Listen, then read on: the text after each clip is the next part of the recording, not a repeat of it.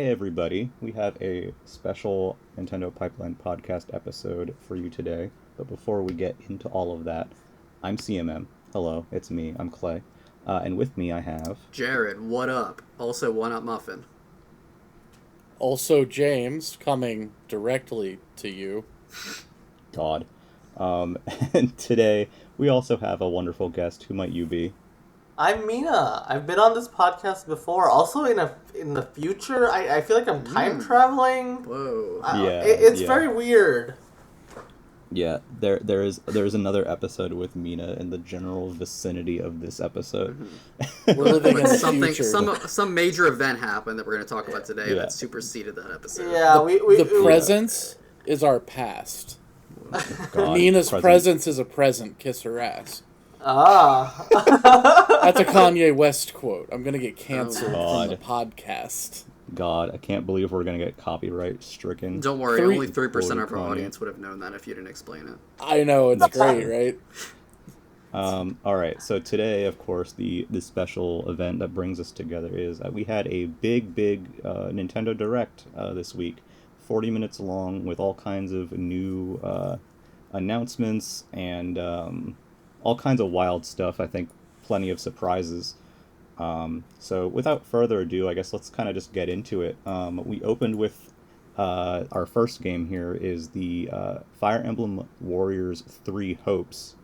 It is a Muso title. I know some of you are not super interested in that one. This game is what I would like to call one of the Muso traps. Joining the ranks of Age of Calamity and Persona 5 Strikers. Where they're like, hey, idiot, would you like some more of that storyline from that game you like?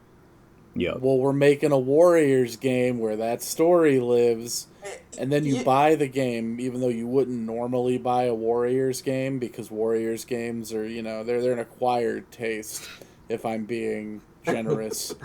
I liked Hyrule Warriors 1 okay. There's a certain novelty to playing as Marin and Skull Kid that I cannot deny. I thought Age of Calamity was also okay. There was a novelty to playing as Mipha and Sidon and all the other champions and all them. I haven't played Strikers yet, but I want to. But again, this game doesn't interest me because it's a Muso, because I love Musos. It interests me because I like the characters in Three Houses. Yeah. And it will be fun to play those characters in this way and get a little bit more of the story. I don't know what they're doing with the story. I don't know what they could be doing with the story. It must take place somewhere in between. Or time travel. I mean, I think it's an alternate timeline. Because, already Fire Emblem Three Houses has, 4 timelines, right? 4 different split paths. So I think this is a 5th split path where everyone lives, everyone's happy. You get to see Edelgard and Dimitri make out, yeah. It's been interesting to see... sorry, go? Do I get to make out with Claude? Yeah. Okay, yeah. Hell yeah. Claude is Day violent. one, baby. Yeah. But, yeah. It's been interesting to see the Warriors games, because before they have just been these general, here's Zelda, the whole franchise, right? So Hyrule Warriors, here's Fire Emblem Warriors, the franchise. But starting with Age of Calamity and Persona 5 Strikers, they've been, these direct continuations or prequels to, very specific entries in those franchises. Right? Yep. And this is another one of those, and I think that's a fascinating thing to do. In my brain, these are almost like official fanfics. Yeah. I think of them more as a Disney direct to VHS or DVD. Yeah, this is the Lion King 2, Simba's Pride. That's exactly what I was going for. Yeah, I'm glad you didn't say Lion King 1.5. I forgot that existed. I forgot that existed, yeah. Yeah, I tried to forget. But yeah, it's, this is an interesting thing to go. I mean, I don't care for Warriors games, but of course it's Nintendo, so I'm like, oh man, Hyrule Warriors is pretty cool, right? The only Warriors games I played is Hyrule Warriors and Fire Emblem Warriors. I fucking love Fire Emblem. I fucking hate Fire Emblem Warriors. I thought that game was dog shit, honestly. I bought that day one. It is still in shrink wrap. I do not like that game. Again, I maybe I'm just not a Warriors fan, but like Hyrule Warriors was serviceable enough for me, you know. But Fire Emblem Warriors just I did not like that game at all. I haven't touched Age of Calamity. I really should. A friend of mine grinded a lot of Fire Emblem Warriors and really enjoyed it. For me, Hyrule Warriors was my entry into Musou games, and I like them. I like them actually quite a lot. But it depends on the series or IP that's attached to them. Because if I'm going to be grinding in this game, it has to be something I like. I think you gotta have that base interest in that franchise, right? And so if you don't like Fire Emblem, or specifically Fire Emblem Three Houses, right? Yeah, it's just and I would say it's like go on. Sorry, I was saying, and it's like Zelda content in the context of a Warriors game, I think, is actually very fun. Something that the original Hyrule Warriors succeeded at is having a lot of different characters with a lot of different movesets. Ones that felt unique to each character and weren't just like, oh, this guy plays exactly like this guy, but, with a different name or whatever. And I've heard that Fire Emblem Warriors falls into that trap a little bit, where there's that share play styles. That was my exact problem with Fire Emblem Warriors, because again, my entry point was Hyrule Warriors, right? And that game, every fucking character, they play completely differently, right? Yeah. And so, going from that to Fire Emblem Warriors, which now I learned I was just spoiled by apparently just playing one of the best Warriors games right at the gate, right? Yeah. Really, Hyrule Warriors is just generally regarded as a better Warriors game than most. But Fire Emblem Warriors just has a bunch of characters that play exactly the same, and I kind of worry that Three Hopes, might fall into the same trap, because the problem with Fire Emblem characters is they do just go by there's different there's Fire Emblem has classes, right? And so if you have two different characters in the same class, gameplay wise they are indistinguishable, and there's so I don't know. I feel like Three Houses could fall into that same trap that the original Fire Emblem Warriors did. I think you might be a little bit better off here, because one of the biggest issues, if I recall, and I could be wrong, but Fire Emblem Warriors was a game that was so heavily focused on just awakening and fates, and Len was also there because everybody likes Len. But the thing with Three Houses, it's going to be focused only on Three Houses. There's a lot of characters in Three Houses, right? A whole lot of characters. And none of them have actual, canon classes, because of the structure of the game is that you can pretty much make anybody anything that you want. Right. Even, if it's against their will. Yeah. Well, no, I say that as kind of glibly, but the fact of the matter is that there are characters that have a lower growth rate in intelligence versus strength, Right. But you can still force that character to be a mage, and it's very funny. But there's 50 characters in Three Houses that could be playable, barring and then not even including whatever OCs they come up with and whatever villains they have that are also playable. The OCs are then a problem too, right? Because this is the problem with Fire Emblem Warriors is not only did they have to include a bunch of goddamn swordsmen because it's Fire Emblem, right? Right. But then you get the OC swords too, so it's what the. Well, that's kind of what I was getting at. Is you don't have to worry about them adding all of the sword lords. Yeah, that's true because it's just Three Houses. Yeah. I mean, hell, between the main characters. Second. Oh, I just wanted to say, as maybe the biggest Musou fan here, but the least favorite Fire Emblem fan, it was very uninteresting. Hey, man, that's fair. Nothing of this. I mean, I will say, my biggest thing is and maybe this is better to say for general thoughts at the end, but I this is a weird direct for me because the opener and the closers were kind of the least biggest deal for me in the direct. The opener more so. Yeah, we'll talk about the closer later, but we all know. Wow. But Fire Emblem Warriors just did nothing for me as an opener. I thought this was such a weird way to open the direct, and honestly, like, besides Overwatch, maybe the weakest thing that we've gotten, like, as a direct opener. And so when we got this, I was sweating. I was like, oh god, is this direct gonna be like shit? Luckily it turned out for the better at the end. I didn't think it was a big deal. I mean, I just saw I was like, oh, Fire Emblem, oh, Warriors. If it was a real Fire Emblem game.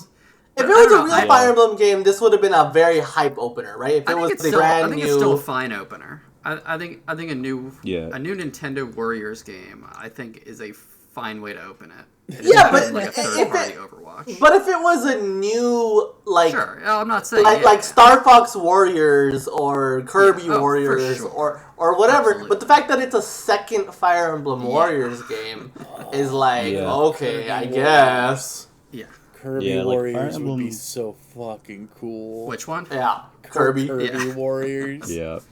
Warriors of Dreamland, give it to me. I think Pokemon makes so much sense. But anyways. Fire Emblem Warriors, is a game that I kind of didn't really think about getting a sequel. Hyrule Warriors I did. It makes sense, but I didn't really think about it. It makes sense, but I didn't really think the next one they're going to do is a Fire Emblem Warriors sequel. I thought maybe a new series. I feel like Fire Emblem's probably just the easiest because they have so many sword characters already, so they just take a Samurai Warriors game or a Dynasty Warriors game, recolor a few characters, and boom, Fire Emblem. Yeah, I'm sure it's that easy. That's not what that is. They're just Control F for fucking what's his name? Lubu. Lubu, and paste that onto replace with Crom. But just that easy. They just color his. That easy. That's how programming games works. It's so They just simple. color his hair blue, dude. Yeah. Game it's Lubu with blue hair. Blue. Game done. To the point of about there's a lot of characters that may use a certain weapon type or whatever. I still don't think that's an excuse to have them play the same. You can do plenty of different types for real, those types of weapons. I mean, there's 3 weapon types in Fire Emblem, and we've only gotten 1 in Smash Brothers ever. That's a whole other conversation. But that's a different conversation. But I don't know. I think overall, even if there's something excited for, you have to admit, I don't know. This is just a weird way to open a direct, in my opinion. I guess it's probably just also not for I consider myself a Fire Emblem fan. Same, absolutely. There are Fire Emblem fans in the way that there are Pokemon fans, and that Fire Emblem is their hyperfixation. And this trailer was for all the people that got excited when they saw that Dimitri had a little ponytail, and that's not me. I mean, it is me a little bit, but it's not me to the degree of because we're here for Claude. This isn't gonna be exactly. Well, this isn't gonna make my day in a way that it's gonna make some Fire Emblem super fans' day. But as far as Fire Emblem getting another Warriors game, considering Koei Tecmo did so much lifting on Fire Emblem 3 Houses, I actually kind of thought this was a given. Yeah, that makes sense. Actually, especially since you could zoom in on the field in 3 Houses in that mode that literally no one used. That's true. Yeah. I was always wow, this is already halfway to a Warriors game visually. And 3 Houses has the enemies behind. I mean, not the enemy, the soldiers. Yeah, the battalion. Yeah. Yeah, dude, that's what I was just this is gonna happen eventually. Yeah. So something that I really enjoyed with Hyrule Warriors and Hyrule Warriors Age of Calamity is that the second game obviously is based on Breath of the Wild, and so they changed the gameplay to incorporate things from Breath of the Wild. You have the Sheikah slate, and people have different versions of the bomb weapon, or different versions of I already forget what the other Ice versions block were. And time lock and all that. Yeah. So everybody has the same side weapons like they did in Hyrule Warriors, except in Age of Calamity they actually differ based on character, which I think is a cool tweak. And stuff like the fire and electric and snow rods in Age of Calamity, and adding that kind of thing to it and being able to heal in battle. And they changed a lot of things in the gameplay of Age of Calamity that I think were really cool and make those two games differentiated enough that they're both worth playing. So what I'm curious to see is if Fire Emblem Warriors 2 does something like that, where it takes stuff that's like directly from, Three Houses, and kind of more closely integrates that into the Warriors gameplay. Like, is it going to maybe have the social kind of stuff that the monastery the game would be cool had to have as like the hub area. Well, I wonder if you're going to have to choose a house. Yeah, like, I think there's potential there. I personally don't like Fire Emblem, so I don't care, but that's just me. But yeah, so I guess we had a lot more to say about that. Yeah, I thought that segment would be like 1 minute. I was gonna say like, we're all like, I we're gonna mention mention this thing. More importantly, next game that is pretty big here is we got a new Mario Strikers. It is Mario Strikers Battle League. Woo! Yeah. So Very yeah, happy this one's about been this. missing for a little bit. This is like unexpected. I didn't think we'd get like a non-Camelot sports game for a long time. Last time we saw Strikers was Wii launch year, right? That's when Charge came out. Yeah. So Yeah. it's been a minute. Like that's a long absence. Super I have cool a- to see this back. I have quite a bit. Well, I have a few things to say about Strikers. First of all,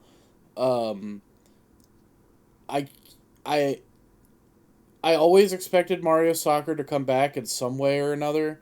But even if it was Next Level Games doing it, I didn't know if we would get that same vibe, that same attitude that the Strikers games were known for, but it seems like we got that. Yeah. Maybe muted a little bit. I don't expect Waluigi to come out with the crotch chop. Yeah. And they like covered up Peach's midriff or whatever. I mean, these aren't even complaints, right? Like, But James it's is like- pissed.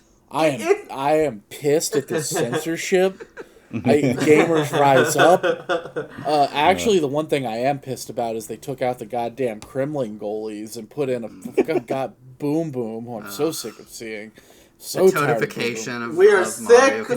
continues. No, but I mean to Boom. me, The Boom Boomification. the boom boomification.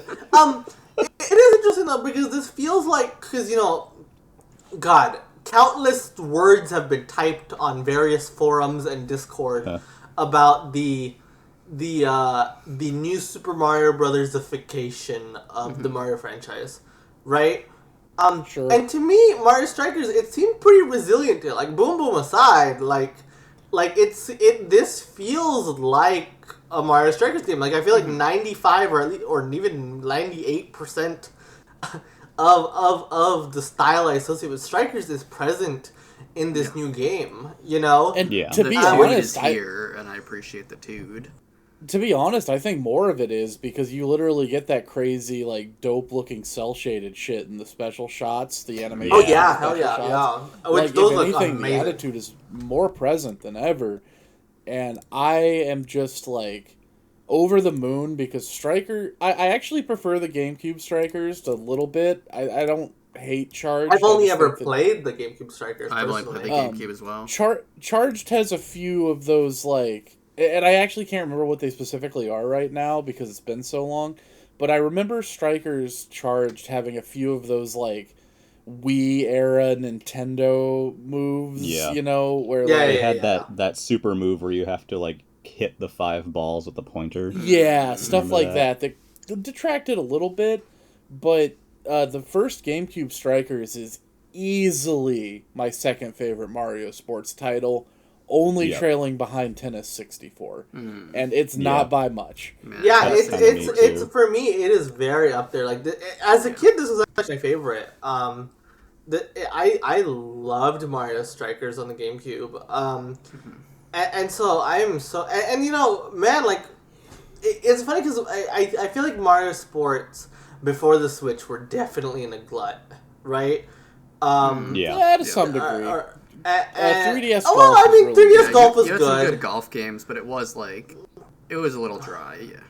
Yeah, and it feels nice. And same with you about Tennis Ace and Golf Ultra Super Smash. Rush, but Yeah.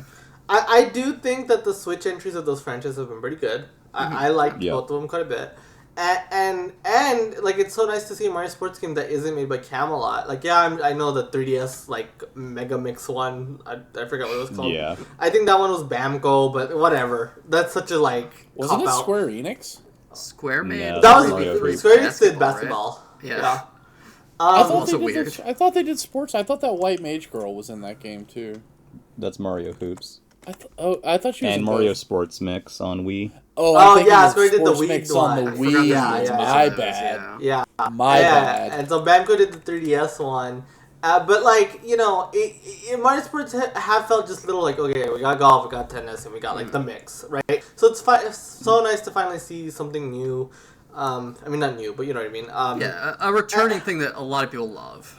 And this, I'm happy that Next Level Games is working on this rather than a Luigi's Mansion 4. I was just gonna say that. Luigi's Mansion 3, but like that game does not need a sequel this soon, and I'm glad that that's not happening. Not only does it Yeah, not need a same. sequel this soon, but I would much rather see them make a Mario Strikers and then preferably a Punch Out, I would like to Or see them make maybe something new something- in general. or maybe something new and original. Yeah. But if like they were gonna have to work within the franchises they've already done, Mm-hmm. Luigi's Mansion 4 better be like the last thing on the list. Yeah, like I don't want Luigi's like Yeah. I wanted to want Luigi's Mansion eventually, right? But that is But so far like down on the Switch road, 2 or right? something. But yeah, Yeah, back exactly. to Strikers. I think Strikers is just such a snappy game. Like I love arcadey sports games where I click a button and something happens immediately, and that is Strikers to a T. So Strikers Yeah. is I'm really kind happy of to like see the that. modern. Did you the hockey on the NES?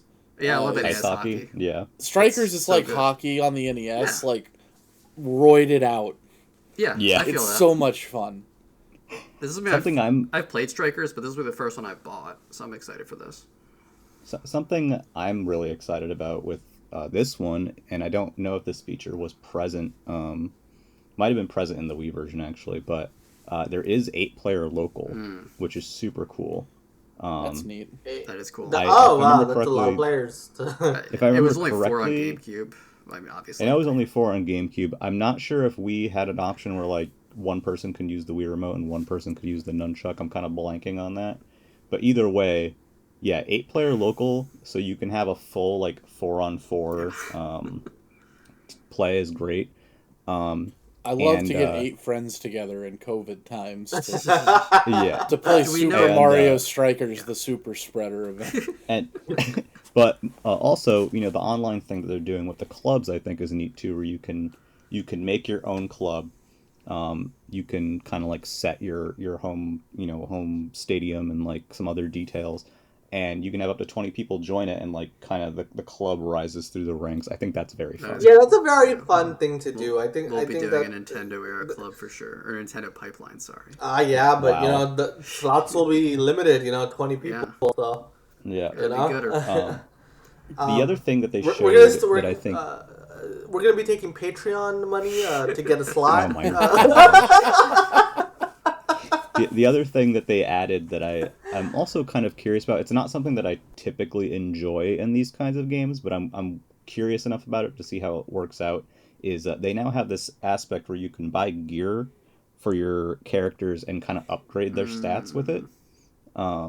Like there's some weird ones in the video, like they showed Mario with like a what do you call it, the eyepiece, the an eye patch. No, not an eye patch. The Scouter. Oh. Mario with a Scouter and like some like weird stuff like that. And I think that stuff is fun, but I always will worry that it will just make it take Unbalanced. longer to get into a game. Metas. That part I am not too hot on, to be honest. I don't like. I feel I generally feel like those add a little too much complexity for Mario Sports. Agreed. Yeah, I feel the same way even about cart parts in Mario I Kart. agree. Yeah, Like don't yeah, like I them. very much Art agree part with should that be too. gone. Yeah, I just feel like Mario multiplayer games should just be very quick and easy to get into, and stuff like this. It just adds a layer that doesn't need to be there, in my opinion. Like, are you looking for this kind of customization in a fucking Mario sports game? Maybe you are. I don't know, but I'm not. I don't know. It seems like they're adding more depth to the Mario sports games in general. Like Aces feels like a fighting game, and Super Rush has like a whole new control style. So like they're definitely they want to take these a little bit further than what they've been. So I have sorry, go ahead. Oh, just before that, I think it could be okay if it's just like, you know, when you do the gear stuff, it's in a side menu, and then like whatever you have equipped to your character, like it does basically, so long as it doesn't ask you every match to equip your character with gear, and you can just use use a preset, then I think that's okay. But if you are connecting into multiplayer and it's like, all right, pick your character, okay, now everyone pick their gear too, like no.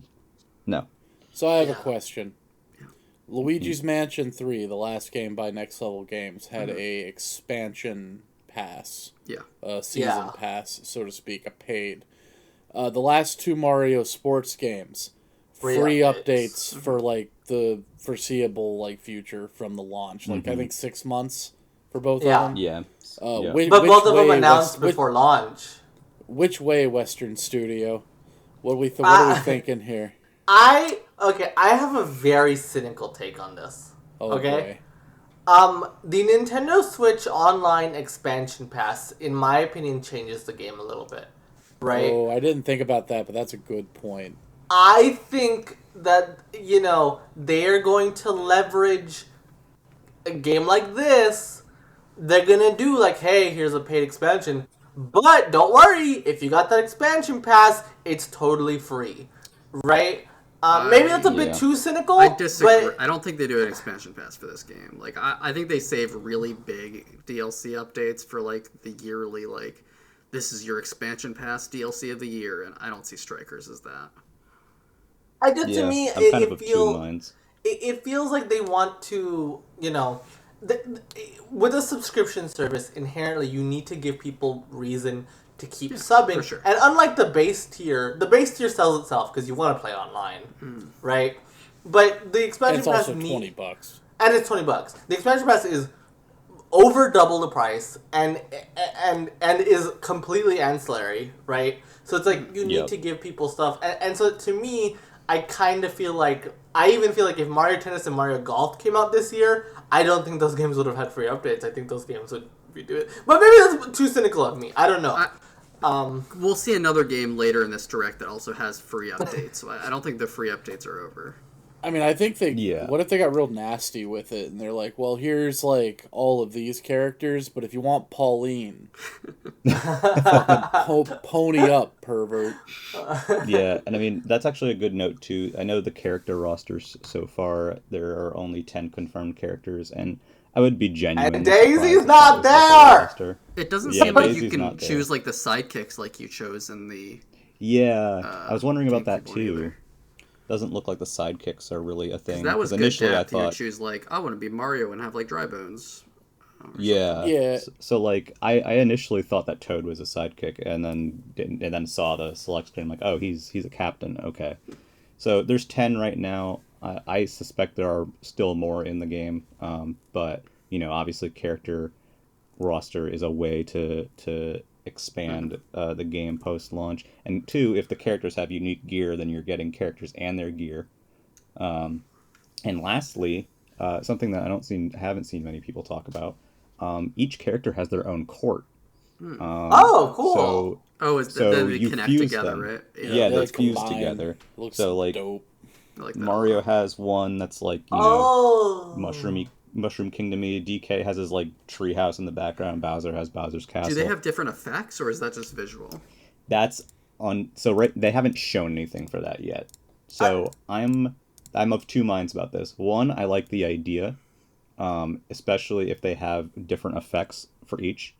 But I am worried if they don't have different effects that the game will lose some of its, you know, excitement, because in Mario Strikers the different courts had different things going on. So there's definitely different stadiums, because I'm looking at the online club menu right now, and you can choose like what your default stadium is for that club. And what I think is that's your half of the court that you're choosing. Yeah, that's my thought. I don't know for sure. But they made the first visual that we saw of this game were the two halves of a court. I was wondering what that was about, because that's how the trailer. Yeah, that's how the trailer opens. Is like you see the two courts like connecting, and I was like, what? So that means every character also has their own. Yeah, So that's a cool.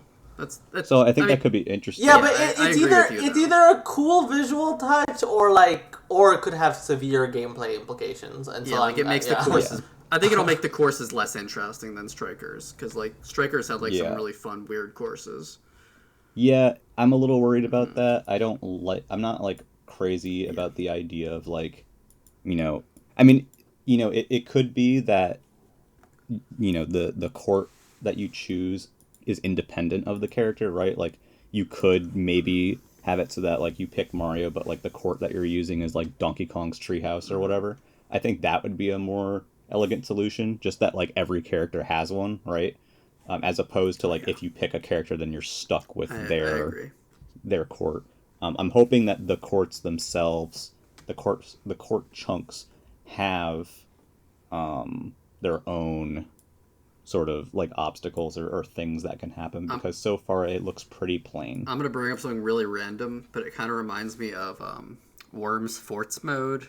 Each team would choose their own fort, and then you would fire against each other, and so they would kind of join together. So see, what it reminded me of actually, which is not gonna make people happy, is the Mario Party 10 amiibo board mode, where each corner, every character had their own little corner with stuff going on in it, and you put them together. I'm not sure what's going on with that, but I mean, who knows? They haven't really shown that in detail yet.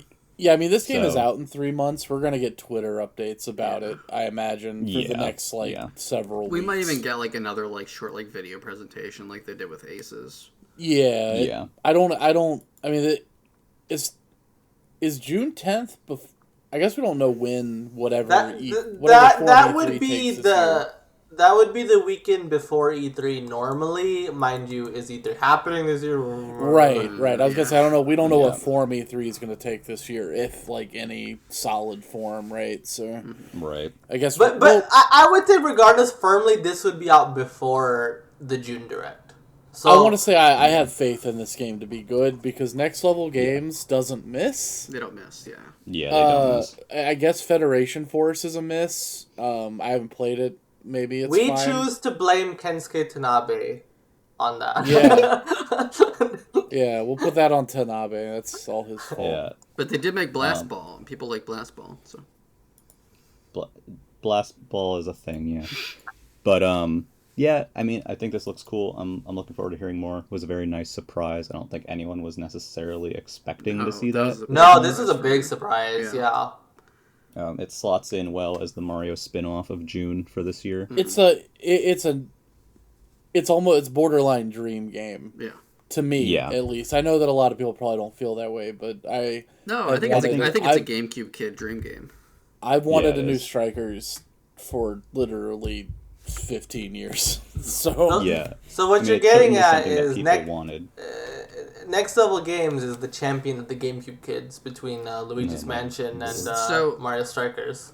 So Clay, if this is the GameCube kids dream game, then what is our next game?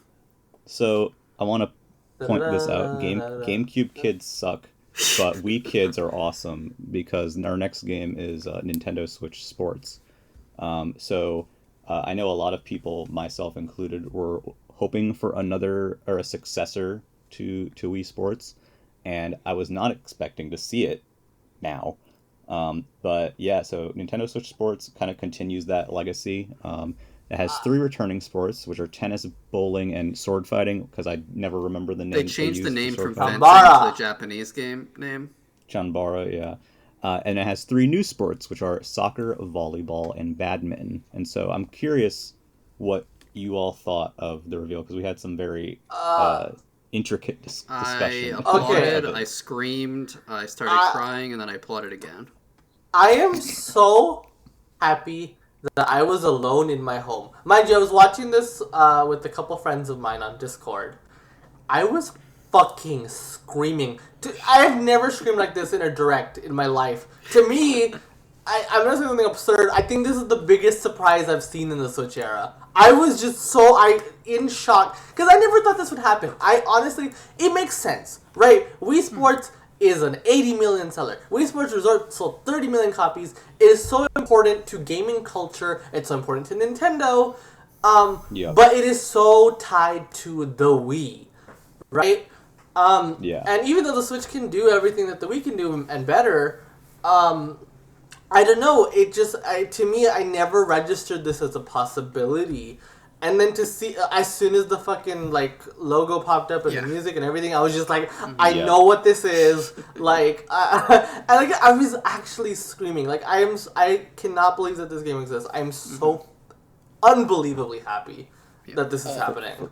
For a few seconds in the beginning, before the logo took shape, I was like, oh, is this that certain game that's being talked about right now that's maybe not so good?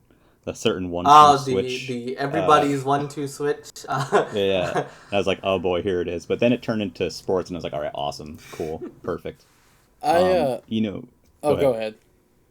Okay, I might be the outlier here in a little bit. I think Wii Sports is very cool.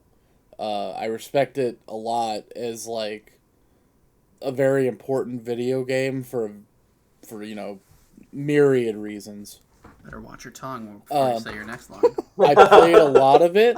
I really like it. But it's not a game I think about very often, other than the music. I think about the music a lot, because I think the music's really good. Music is really good, yeah. But for some reason, when this came on the screen, like Mina, I yelled. Because I was so shocked at what I was seeing. And I could hear the other people in the house be like, "What the fuck's he doing out there?" And I was, ain't right. yeah, and it's like, that boy ain't right.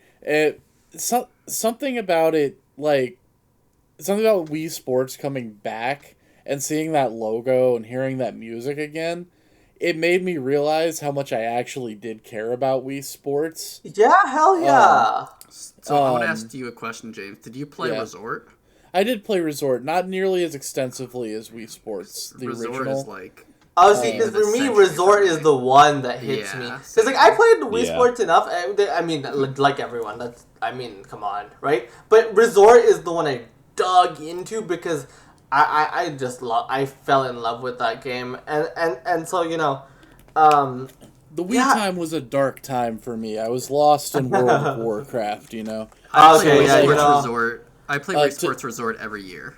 I literally load that game up maybe multiple times a year. Yeah, 2009 was like borderline peak WoW for me. So I was making time for other video games in those days, but it had to be like Mario. It had to be a tentpole, like it had to be like Mario or Pokemon or something. Maybe I should go back and give Wii Resort give it a shake. More time. That game has so much soul, I love using soul because it's such a stupid way to describe a game. I'm so tired of that. No, I think it's so helpful in determining stuff. I love it. But you get it. It's like. No, I actually find it extremely unhelpful because to 99% of the people that use it, soul means I played it when I was like. Yeah, that's true. People start using just to me, soul means a human touch. But and everyone has disagreements on what makes a human. But anyway, anyway. I don't know, really, this really feels like the craziest announcement that we've gotten this gen for me. Am I crazy to say that? No, I think it's wild. So I was hoping, I think that's what it is, right? I wasn't shocked, but I was hoping that it would happen, and I was cynical that it would, right? It's there's so many reasons why it should happen and that it could happen, and I do think that the sports category is still one of the kind of the lesser packed parts of Switch's software lineup, and it's definitely the title that I wanted. I just wasn't necessarily expecting it to happen already, or at all. Oh, what do you mean already? I think the thing is we've seen every other Nintendo casual series come back mostly, so it did seem inevitable, but it's still Well, to me, it's just especially with the introduction of Switch Lite, right? It was harder and harder to see. and you know, games that you would think would like have motion controls, it felt like it was this thing of like, you know, everything works in handheld mode now. Yeah, you're right. Right? No, And with the Switch concept, it just felt like in terms of like casual games to come back, despite Wii Sports obviously being one of the bigger deals, those other ones just in my mind made more sense for the Switch platform. Not to say the Switch Sports doesn't, right? But specifically for the whole hybrid stuff, like it feels like, you know, Nintendogs or Tomodachi Life or whatever, like those games like you can very easily see coming back, right? Nah, no mic, dude. Nintendogs no can't mic. Yeah, you're right. But that's the thing for me with that. But Wii Sports is so tied to the Wii, right?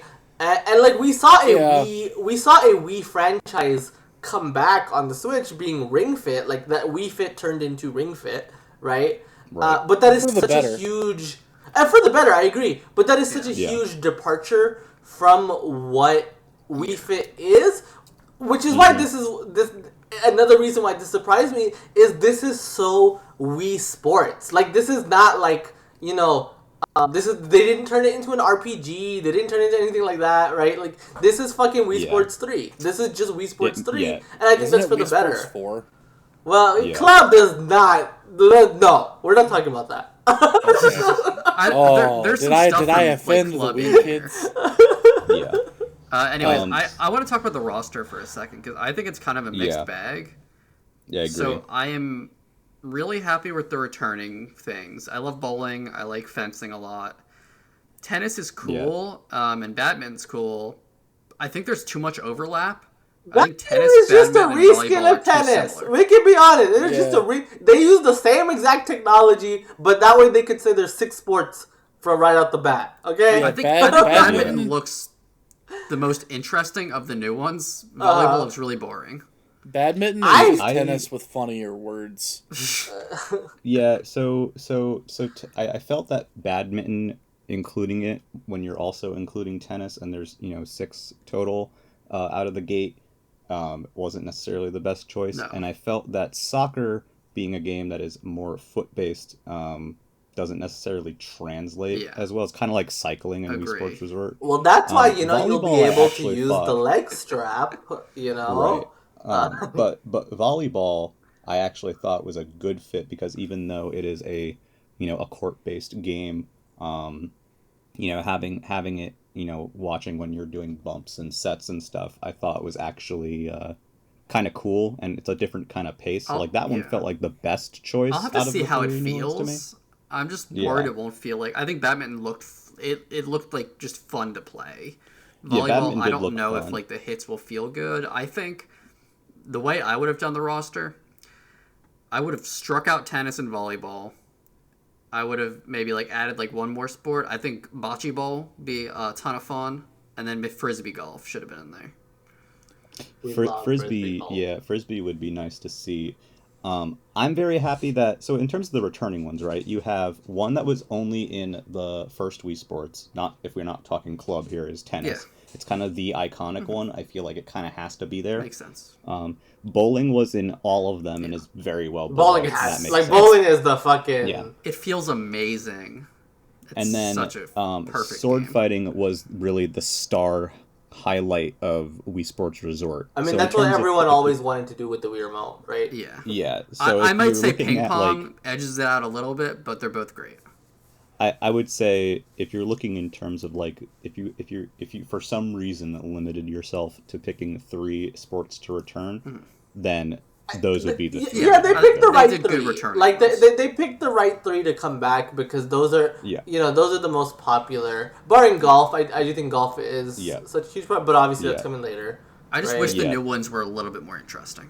Yeah, it's the new part. It's 2 things for me. It's the new selection and the total number of sports that I'm not as wild about. Yeah, I mean, over 6 here complaining about tennis and badminton being too similar, but wants ping pong back. No, I didn't say ping pong back. I just said I really liked ping pong. Okay. I just said that was one of my favorites of a resort. I said badminton should have been the only court-based one here. I'm not upset with the amount of stuff at launch, but I am a bit perplexed, why are you rushing a game for an April release? Like, that's not a time, like, oh, we really gotta make that April sales season. No, like, what? Yeah. I guess Golden Week in Japan, but I don't know, man. Like, it feels weird that they felt like Wii Sports has to come out in April. Like, if it just came out in summer, like, and maybe it's partially like they want to spread out their tentpoles a little bit more, right? I mean, they do have a packed year. Judging by how Nintendo handles stuff like this, I think they might just like the idea of putting a game out and then having free updates come to it. It keeps it in the news. It keeps people coming. It keeps people coming to it. It keeps evergreens evergreen. I could see that, but I do think the soccer thing is such a I think that is just unfinished. Yeah. So, I can briefly, see that. Before we talk about that, so when you buy when you buy a Nintendo Switch Sports, it comes with the leg strap, and the leg strap was also used in Ring Fit. By the way, this is going for $39.99, which I think great price. $39.99 is the digital price only. Oh, it's the physical price, I believe, as well. Oh, someone said they were costing more. What I had seen was that the digital price was slightly cheaper than the physical price because it did not come with a leg strap. So what's the price difference then? I don't know. I don't know what the digital price is. No, the digital price is $40. Again, I saw the physical for $40. Weird. I'm so I think, again. Yeah, I'm kind of. There's some confusion about that, but anyway, basically it's $40. Gotcha. And it comes with the leg strap, and so you would think, okay, yeah, you're going to use the leg strap to play soccer. However, by default, aka at day one, soccer, you can only use the leg strap in a specific mode, which is like this kind of like score goalie mode. It's shootout mode. Shootout mode. Yeah, it's shootout, yeah. Where you use it to kick in the goal. Kind of like basically the soccer equivalent of like the home run mode in baseball. Or the basketball one from Wii Sports Resort. For the regular game of soccer, you're using the Joy-Con, but you're using you're kind of like swinging them to do like tackles and dives and shoots. Like it's not, you're holding them in your hands pretty much. However, after launch, the first free update makes it so that you can use the leg strap in soccer proper, not just in shootout mode. And that, to me, especially since you're including the leg strap with every copy anyway, and at launch it's only going to be in that one small mode. So seems weird to me Why to would not they do at least this? have at least to not I feel like at least they wanted to make a statement with soccer. I think they should have at least released the game once the soccer implementation was fully complete. Like, soccer seems like their star new game. Like, they're literally including an accessory for 1 out of 6 mini games. And yet it's not fully working as intended day one. It's bizarre. It is. There's nothing. It's a little weird. I'm not upset about it. No, ultimately, it's whatever. Quite frankly, if it means getting the game a little bit early, I'm cool. Personally speaking, I'll play the game early. I don't care. If it bothers you that much, buy it in June or whatever, right? But I would say soccer also seems like the most in-depth game here, because you actually have analog control, which is weird. I feel like soccer is the weirdest game in this, though. I agree with you that it's maybe I do believe that they want to position it as the standout game, right? But it feels weird because it feels a little more complex than your usual Wii Sports affair, and also B. Okay, because, generally, Wii Sports is just the sport, right? Bowling is not some crazy version of bowling. It's just bowling, right? Same for tennis, same for golf. But then, this is more like a Rocket League soccer, the big fucking ball, and, that's the only way you can get it to work with Wii Sports. But this is not soccer, This is not the soccer that you know. So it's a little strange. It's a little strange. It was a little strange. And then the second content update is in the fall, and that adds golf in, which is obviously a returning sport. Mm-hmm. And so the real question makes it actually is this just the first of many additional sports that are going to be added? Are they going to add new sports down the line for free? Are they going to be paid? Is it just a one-off thing? Again, this is my cynical thing take. I mean, we're getting free updates, so clearly that already BTFOs me to an extent. But I do feel like I could very easily see Nintendo Switch Sports being positioned as like they're gonna do a big like 5-sport expansion, return to Woohoo Island. I would love that so much. I would cry again. And then like you include that with the NSO expansion pass, right? You see, I actually see this as more likely to do something like that than Mario Strikers. Yeah. I just think it has a more broad appeal. I think this will be a huge release. So this is gonna be a massive release. I absolutely agree. Like if you're looking to get people to do the expansion pack, and you have Animal Crossing in there, and we'll talk about it later, but we're gonna have Mario Kart in there. Yeah. Like Switch Sports is like another game that's on that level. It fits in there so well, like a puzzle piece. Yeah. How do you feel about Switches? That. Yeah, let's talk about Switchies. We're real quick on it. Yeah, before that, so golf is cool. That makes 7 sports. So I'm hoping that at the very least they add another new sport for free to kind of even it out, right? Yeah, because you would have 7 then, and like the map is like an overworld map, and you don't want like that to be uneven. Yeah, and I think there is one thing that is worth mentioning here is that although Wii Sports Resort does have 12 sports, there are definitely ones that are more developed than others. Mm-hmm. Some are more equivalent to like a mini game as opposed to a full-fledged sport like frisbee dog.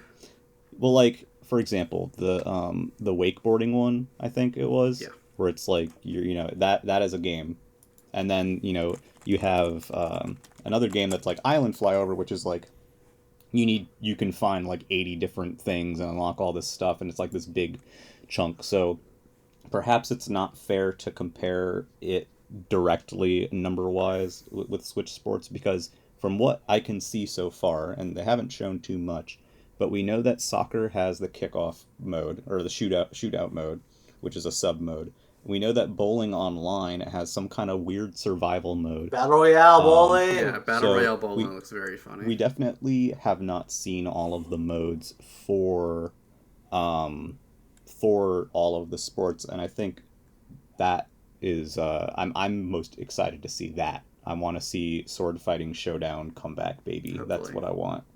But I guess before we get on to the other elephant in the room,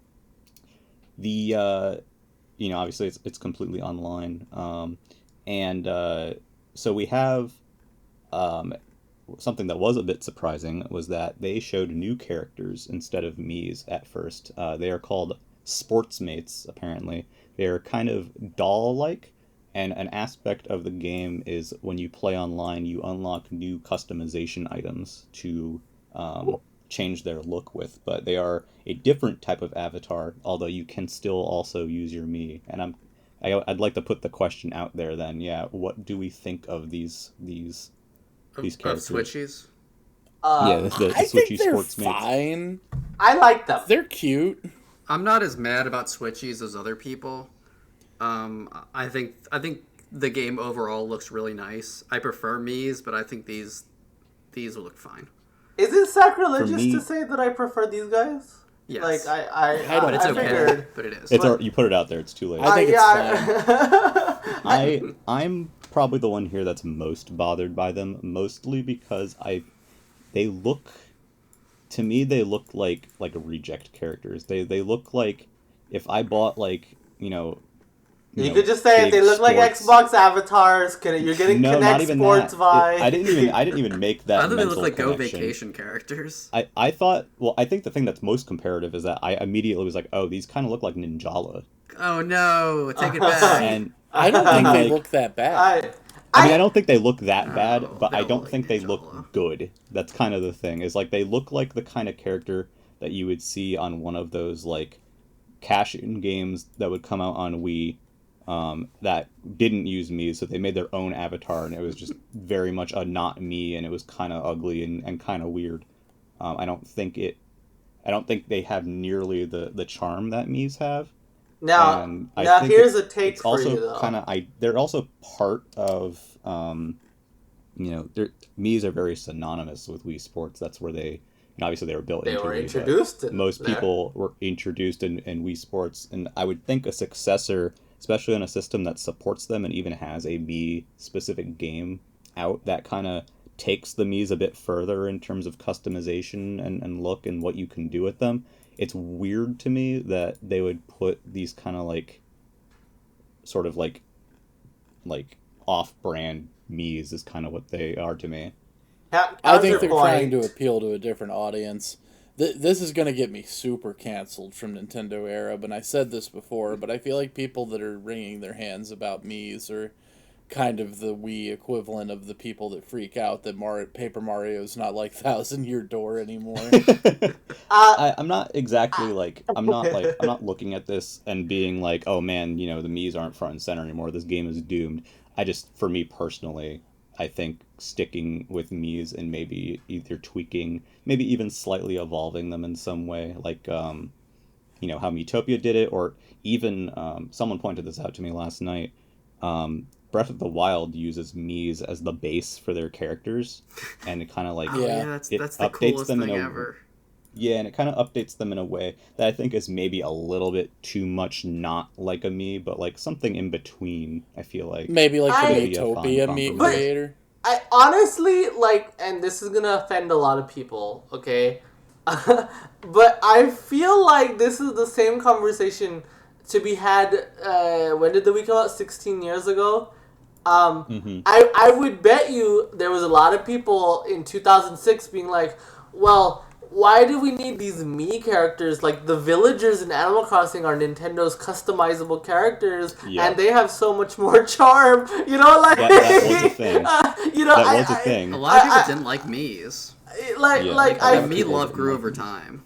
Yeah, for real, it really did. I just feel like it's this thing of generally, and I don't even mean this specifically to anyone, right? Certainly not to you, Clay, right? But I do think there is a bit of I like the thing that I had, right? Yeah. And then so the new thing. I thought Mii's were this really whole cheesy is during mine. the Wii. It was Cheesy as fuck and New Super Mario Brothers. You can play as a Mii. That was stupid. I didn't that you could do it in Mario Kart. Yeah, same. I thought that it was cool that they appeared in a bunch of different things, and the thing that's special about the Mii, I think, that I'm not getting from these characters, and maybe it isn't the case because we have not seen the editor for these new characters. Yeah. But the thing about Mii's that makes them, I think, such a good fit is that it's they're not super complicated to make, but you can really get a very good. You could capture someone's likeness in one so much. with pretty fairly easily, and there's still plenty of variation within the options, but the whole point is that you put you in the game, you put your friends in the game. There is nobody on this earth that looks like the new characters, which doesn't. Maybe I'm not saying near it has to be, circles. but to me they look start like hanging out with more children. I don't know. they look like Ninjala, or they look like dolls. They kind of look like doll-like. They do look doll-ish. I'll give you that. Barbie They are very Bratz-like. They are very doll-esque. Yeah. I just feel like the range of expression that you get in the Mii characters and the fun that brings is not necessarily present in these new characters yet. Now, there are some things the new characters have that are neat, like, you're going to be able to customize clothes and stuff. I know you can make them into, squirrels or, furry characters or whatever, too, if you want, which is perfectly cool. I feel like, I don't know. I mean, I'm glad that Mii's are still in, and that because I'm going to be using them, yes. But I feel like there's something missing from the new characters. I will say they fit in with the world. They fit in with the environment really well, and the new environments are beautiful. The new environments are gorgeous. That bowling alley looks like a dream. I want to hang out in that bowling alley.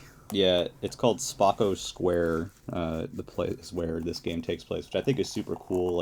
I think the volleyball area on the inside, you can see on the wall, there's Hum Hum Cafe. It's kind of like so cute. It's like a sports club, in Japan, and it's got, all these different shops and this, kind of little, living aspect. They definitely built, a world around it, which is, they did Wii Sports Resort as well, right? Yeah. And so that carries that kind of... similar, yeah, in that it kind of has a world built around it. And this one's definitely a bit more detailed, I would say.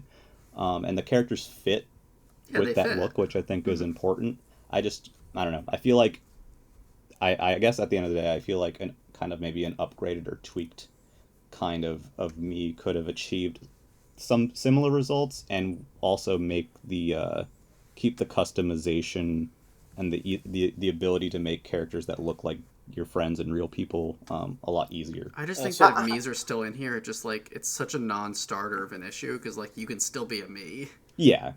How I mean, many... at the end of the day, I'm just happy that they're there, and I wouldn't have like died if they weren't there. I just think they're special, and I'm glad that they're in the game. Yeah. I have two quick things to add.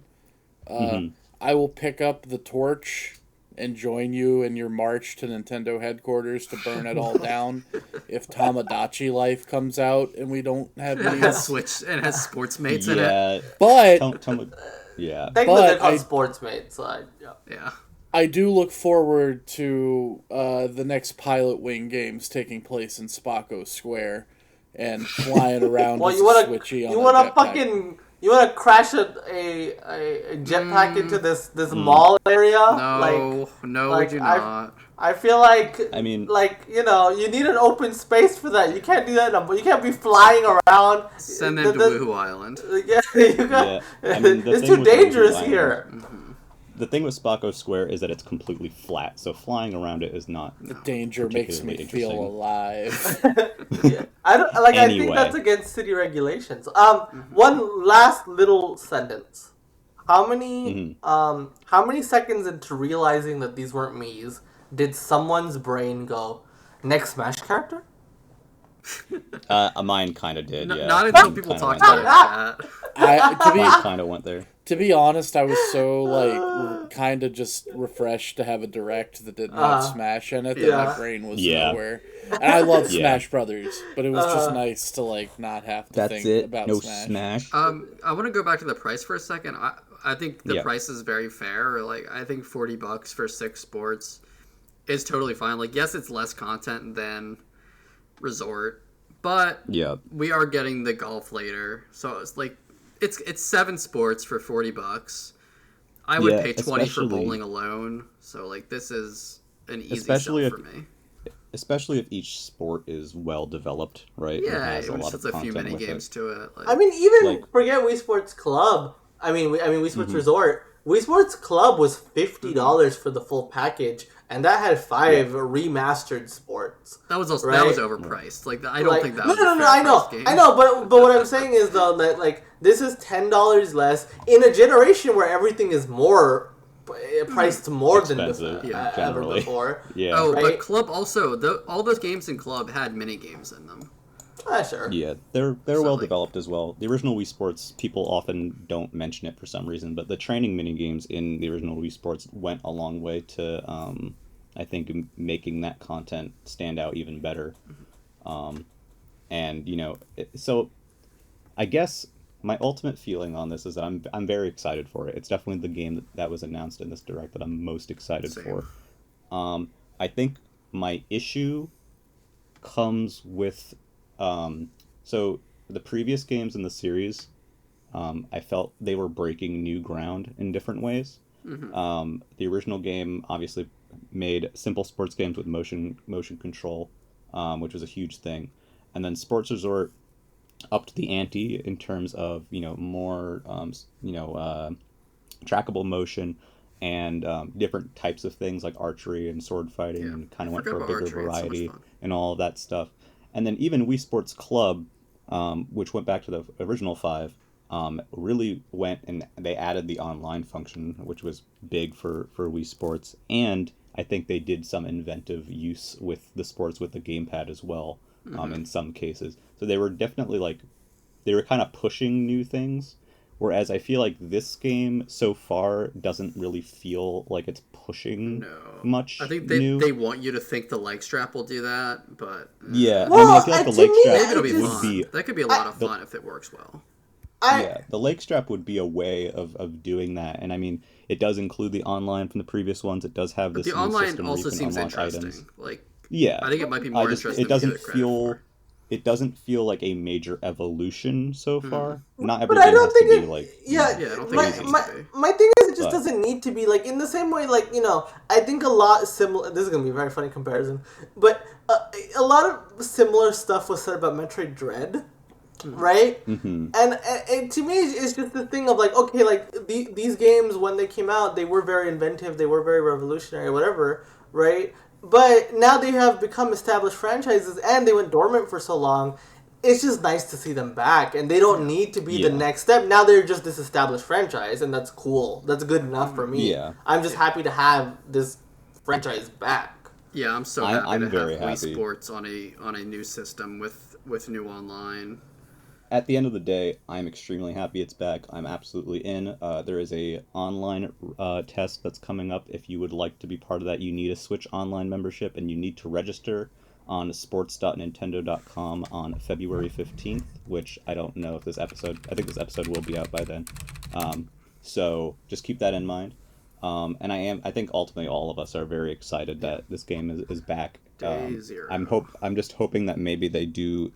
I'm wondering if maybe there's a little something that's coming maybe for it that would be push it just a little bit further. And I think I would agree that the leg strap and like the fully realized soccer is probably like the closest to that. Not that it's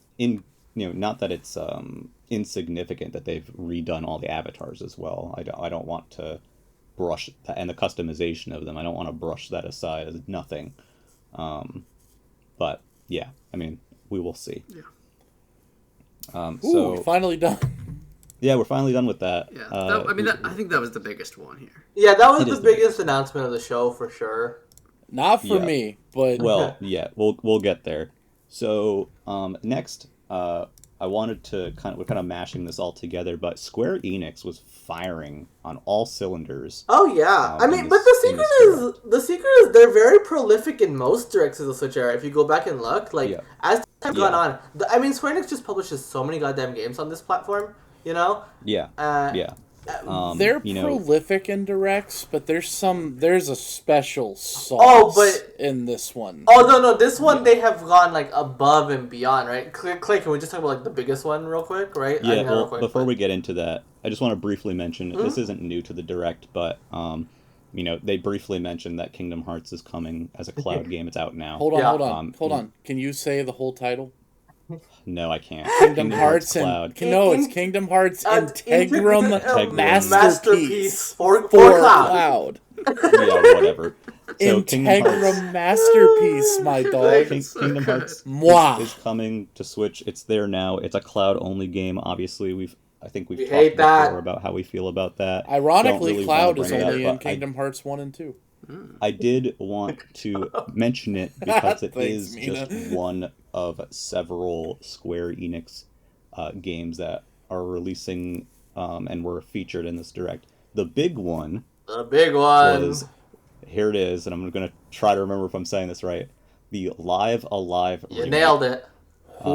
This is an HD 2D, and it is a game that was released on the Super Famicom and never made it to the West, and now it's getting big boy treatment, including a physical release and published by Nintendo, and seems to be a Switch exclusive, at least for now.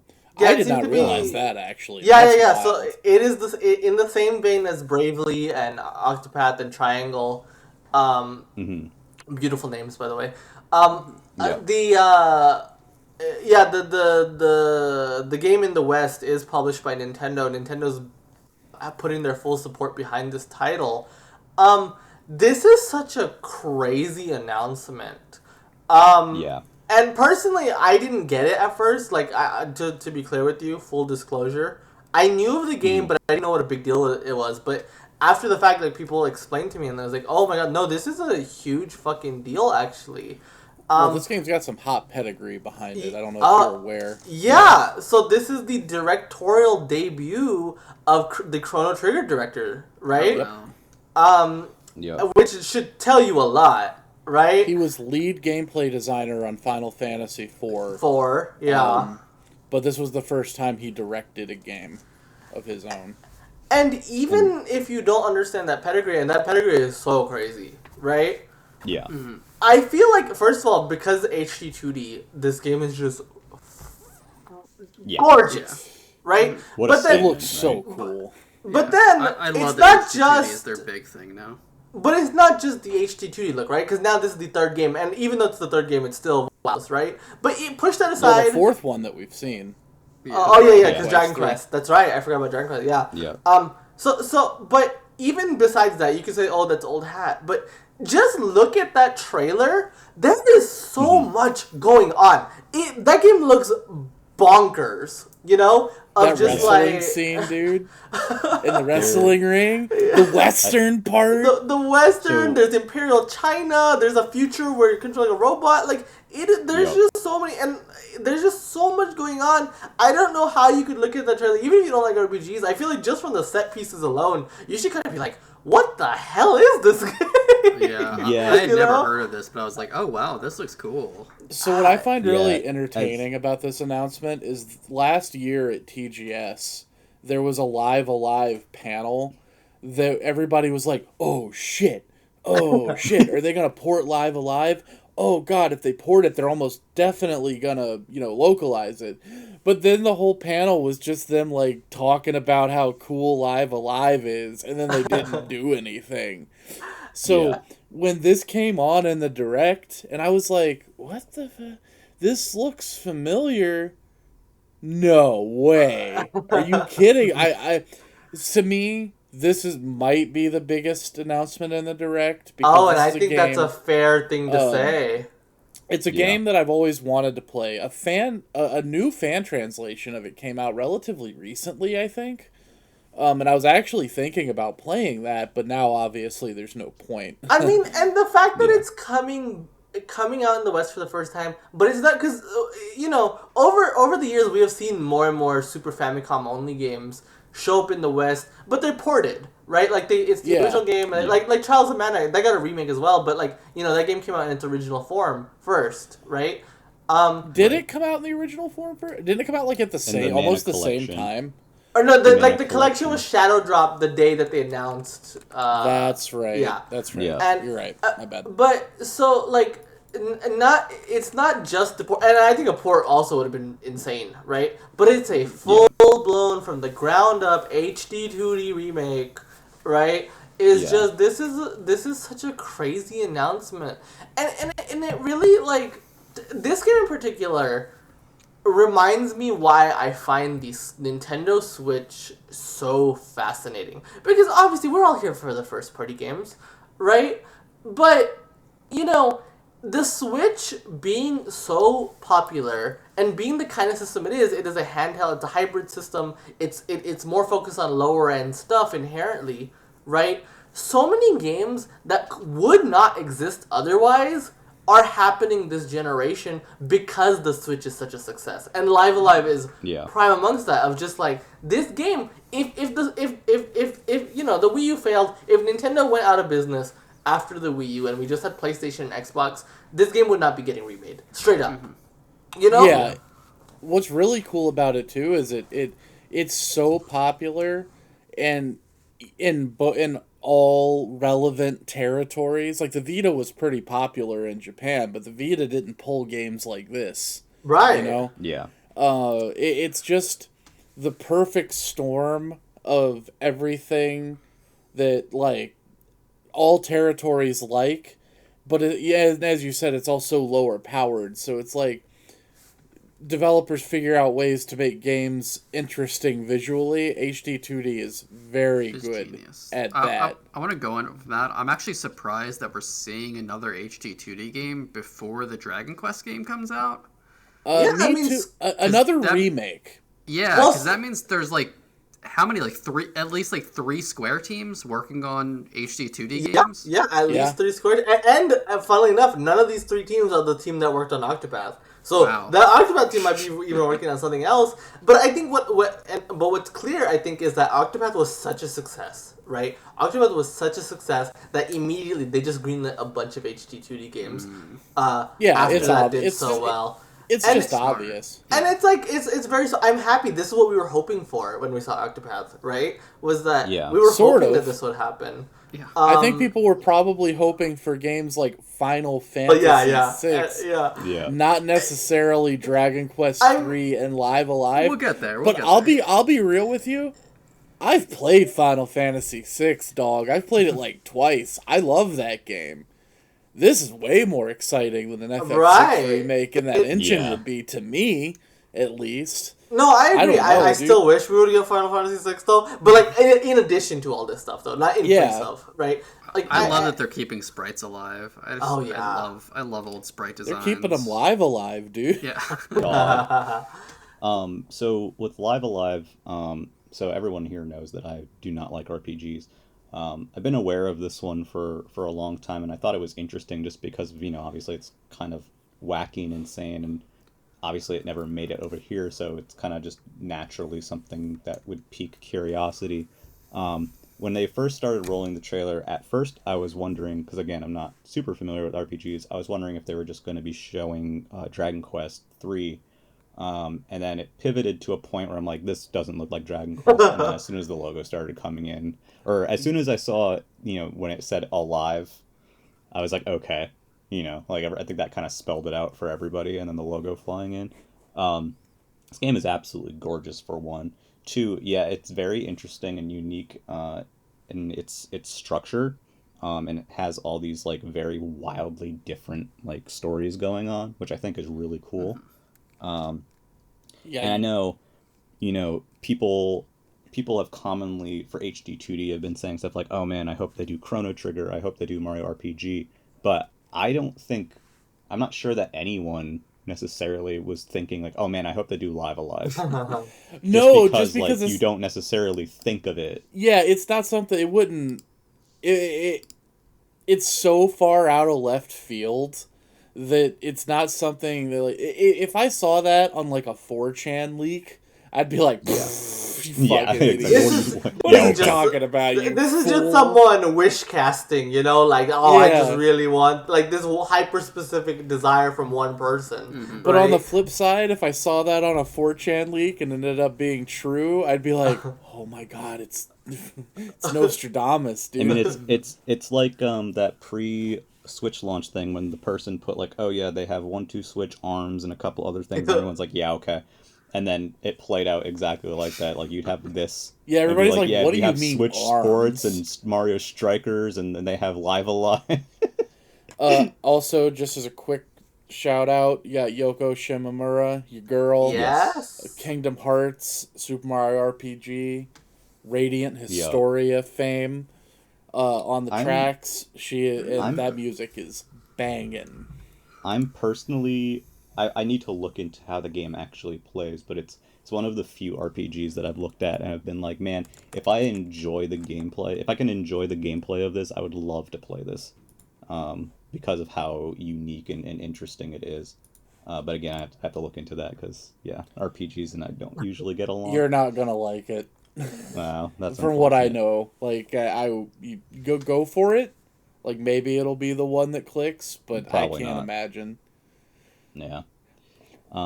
So, and also worth mentioning, this is $50. Yeah. It's not a full price. 60, which is weird because Triangle Strategy and Octopath were 60. Even Bravely Default and they did show 60. Triangle Strategy.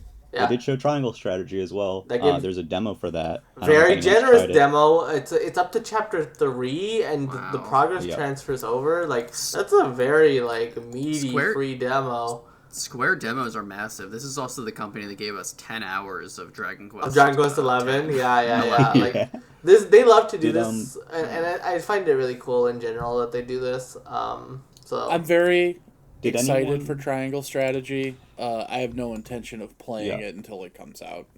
I just don't have time right now. Yeah, I'm in the same boat. Because, I'm just so enthralled by Pokemon right now, and Elden Ring is not too soon after, so it's just, a lot going on. But I'm still cool to do. I have a lot of friends who actually take that same approach where it's like, oh, they're really excited for this game coming out, and Square puts out this, big demo for it that's basically the beginning of the game, but they kind of just were like, I'd rather just wait for the full thing, because if I play this demo and, get to the end of it, and then I have to wait until the game gets here, there's a disconnect for me.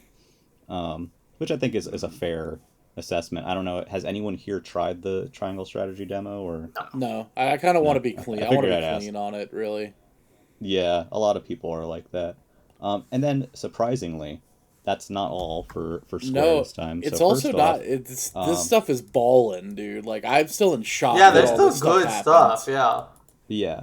So, first off, we've got, out of nowhere, the front mission first is getting a remake, and then they were like, hey, by the way, we're gonna do the second one as well.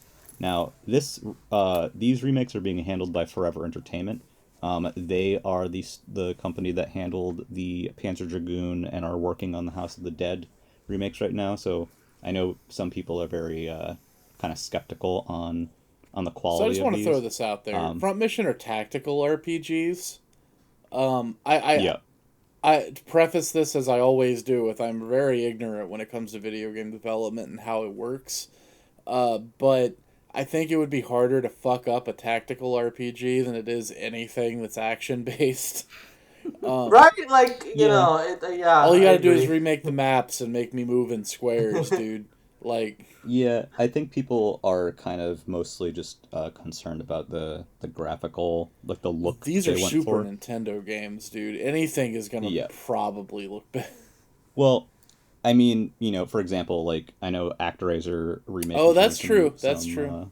And the Ghosts and Goblins game. And there was some controversy about House of the Dead 1 as well. It's not out yet, but you know, people have ideas about how a remake of, you know, these games should look, and I don't think that Front Mission First looks bad. I don't think it looks amazing, but I think it looks perfectly serviceable. Yeah, I think it looks pretty good. I rewatched it because I honestly during the direct I didn't think of it much, but I'm looking at the footage now and it looks pretty good. I think it's pleasant. It's not like amazing, right? Like when you look at like Live Alive, but it does the job. It definitely does the job. I think it's very significant that alongside something like Kingdom Hearts or alongside Triangle Strategy and alongside Dragon Quest, you know, and then you have something huge like a Live Alive remake, that you also have room for something like Front Mission, which, you know, is a mostly dead, it's not entirely dead, but it's not a game that has seen a new main installment in it for a while, like a traditional... You might say it's barely left alive. Man, I'm full of jokes tonight, Left alive. Dude. The thing I find most fascinating about the two Front Mission remakes is that Front Mission 1 only came out in the United States on the Nintendo DS, and nobody remembers that happening. Oh, weird. And Front Mission 2 never came out here. So these are, again, games that are kind of coming out in America on the first one not for the first time, but the second one for the first time. And that's crazy. Yeah. I had a few friends who were super into the Front Mission games and were really excited that Front Mission DS happened. That's when I actually heard about those games, because of that DS version. And I think it's really cool that they are bringing these onto a new platform, and especially, you know, people who haven't played it before, especially the second game that didn't come out. Just another like notch in the fucking strategy RPG belt of the Nintendo Switch in 2022. And then we have our last major thing from Square Enix this time. This one is a little bit funny because of some of the background on it, but we got a Chrono Cross, which is also including Radical Dreamers with it for the first time. And I know before this direct, there were certain people who claimed that a Chrono Cross remake was coming and that it was a PS5 exclusive. And did not age well. Guess what's not the case? Chrono Cross is more of a standard sort of re-release? PS1 remaster. Mm-hmm. Like I don't know if it would be fair to compare it to Final Fantasy VIII or Final Fantasy. Yeah, I think that is fair. I think it's in the vein of FF7, 8, and 9, like the remasters that came out. Probably closer like to on PS4, Switch. Yeah. Yeah. They did a lot of work it on has 8. Some stuff. So. It has some stuff like, you know, being able to show off enemy encounters and there's tweaks and stuff, but and it's also a great price. It's $20. Cool. And Chrono Cross, people, you know, have opinions on that game, but it's nice to see it available on a new platform. I mean, I'm happy to finally see it because it had been rumored for so long since the Nvidia leak, right? And like every event was like, "Where's Chrono Cross?" To me, what's more interesting about this release is the inclusion of Radical Dreamers. Oh, for sure. That is so... game. I think no one expected that. I think, like... Yeah. Is this the first time a Satellaview game has been re-released? No. No, the second Fire Emblem DS game in Japan had one of the Satellaview Fire Emblems included Is this on it, the I first believe. time a Oh, Satellaview game has come out in America? I'm also not sure on that. But I wouldn't And be I'm sure surprised. someone will Like, correct it's me at on the least, Fire Emblem thing. but it's at least even if it has happened, it's definitely very rare. It's not It's common. wild. Yeah. So That is such Radical, a crazy thing. Radical Dreamers, from what I understand, ties in story-wise to the Chrono series. It is a previously Japan-only Satellaview text adventure game, which, 1, did not leave the Satellaview, 2, means it did not leave Japan, 3, it's entirely text, so it would be like one of those things that you would expect not to leave Japan, just ever. But they went and they fully translated and re-released Radical Dreamers as part of the Chrono Cross remaster, 2 of them both together, and they are $20. Yeah, And I think that has is really music. cool. This is a very cool That release. seems like a good deal. by Mitsuda. And I think they're arranging the music, Yeah. right, for Yeah. Chrono Cross as well. Can you play Chrono Trigger on Switch? No, that's what's No, wild, dude. that's what's Yeah. crazy about this. Is like I can't. How is Chrono Trigger not on the Switch yet? What are you doing, Square? Yeah. I think the immediate thing after seeing Chrono Cross yesterday and seeing Live Alive is the first thing that people were like was like, I need HD 2D Chrono Trigger. Like that's But, was you the, know, maybe. Be They massive. can Yeah. just port the DS version. For my taste personally, Yeah. an HD 2D remake of anything is obviously quite welcome in this home. But it is wild Certainly. to me that the Chrono game that nobody likes is the one that's getting remastered and put out. I say that as someone who hasn't played Chrono Cross. I actually suspect I would like Chrono Yeah. Cross, from what I've seen of it Yeah. and what I've heard of it. But it definitely seems to be a divisive title at best. Yeah. But yeah, and so all of this came from Square Enix in To this get- Direct. Unless to I'm missing get- something. Yeah, I don't just think I'm one missing Direct. anything. 3, like they call the 2015 from Sony a year of dreams because they got Shenmue and Final Fantasy VII Remake and Last Guardian. For me, getting Radical Dreamers Live Alive and both of the first 2 Front Mission games in English in America, that's my year of dreams, dude. That shit's so wild to me. It is Like- so crazy. Like, are they yeah. gonna put out Bahamut's Lagoon next year? Like, what's going on? Really? Are they gonna put out? Who Is knows? Terra, I don't remember who released it, but is like Terranigma finally gonna like emerge from its European Right? prison? Like, are they gonna Like- are they gonna put out that weird car RPG that just Yeah. got fan translated for the Yeah. PS1? Like, Square has this like Yeah. vast wealth of games that only came out in Japan. Couple of them should probably stay there and never be thought of again, like that Tom Sawyer game. But God. they have this like vast like collection of classic games that are beloved over there that never made it over here in any official capacity.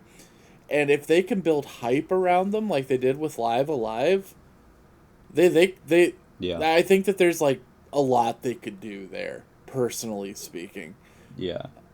Either as a release on the scale of Chrono Cross or a release on the scale of an HD 2D game, which, you know, is still a pretty high scale, but it's certainly not like, you know, a Final Fantasy VII No, remake no, and it level doesn't- of, you know, of cost. No, and it doesn't even have to be. Is the beautiful Yeah, thing. exactly. It makes me And excited. they still have It Dragon makes me Quest. excited for the future, man. Like, I never Yeah. thought we would see the third Mana game come out here. But it Yeah, happened. That's true. And then they remade it Yeah. too. Yeah, I don't know. It's just Yeah, not only did they bring it, they for remade someone who grew up with these Super Nintendo RPGs, and got like super into finding out about the ones that didn't come out here once I had the internet. It's a really cool Yeah. time to like be still into video games. Yo, yeah, definitely. I find it Like, very, very Like, cool. You would even HD 2D makes me want to try like JRPGs. Like I couldn't get into as younger. You know, you even have what I think what's really fun is for those of us who had a lot of gaming magazines and dial up when we were younger.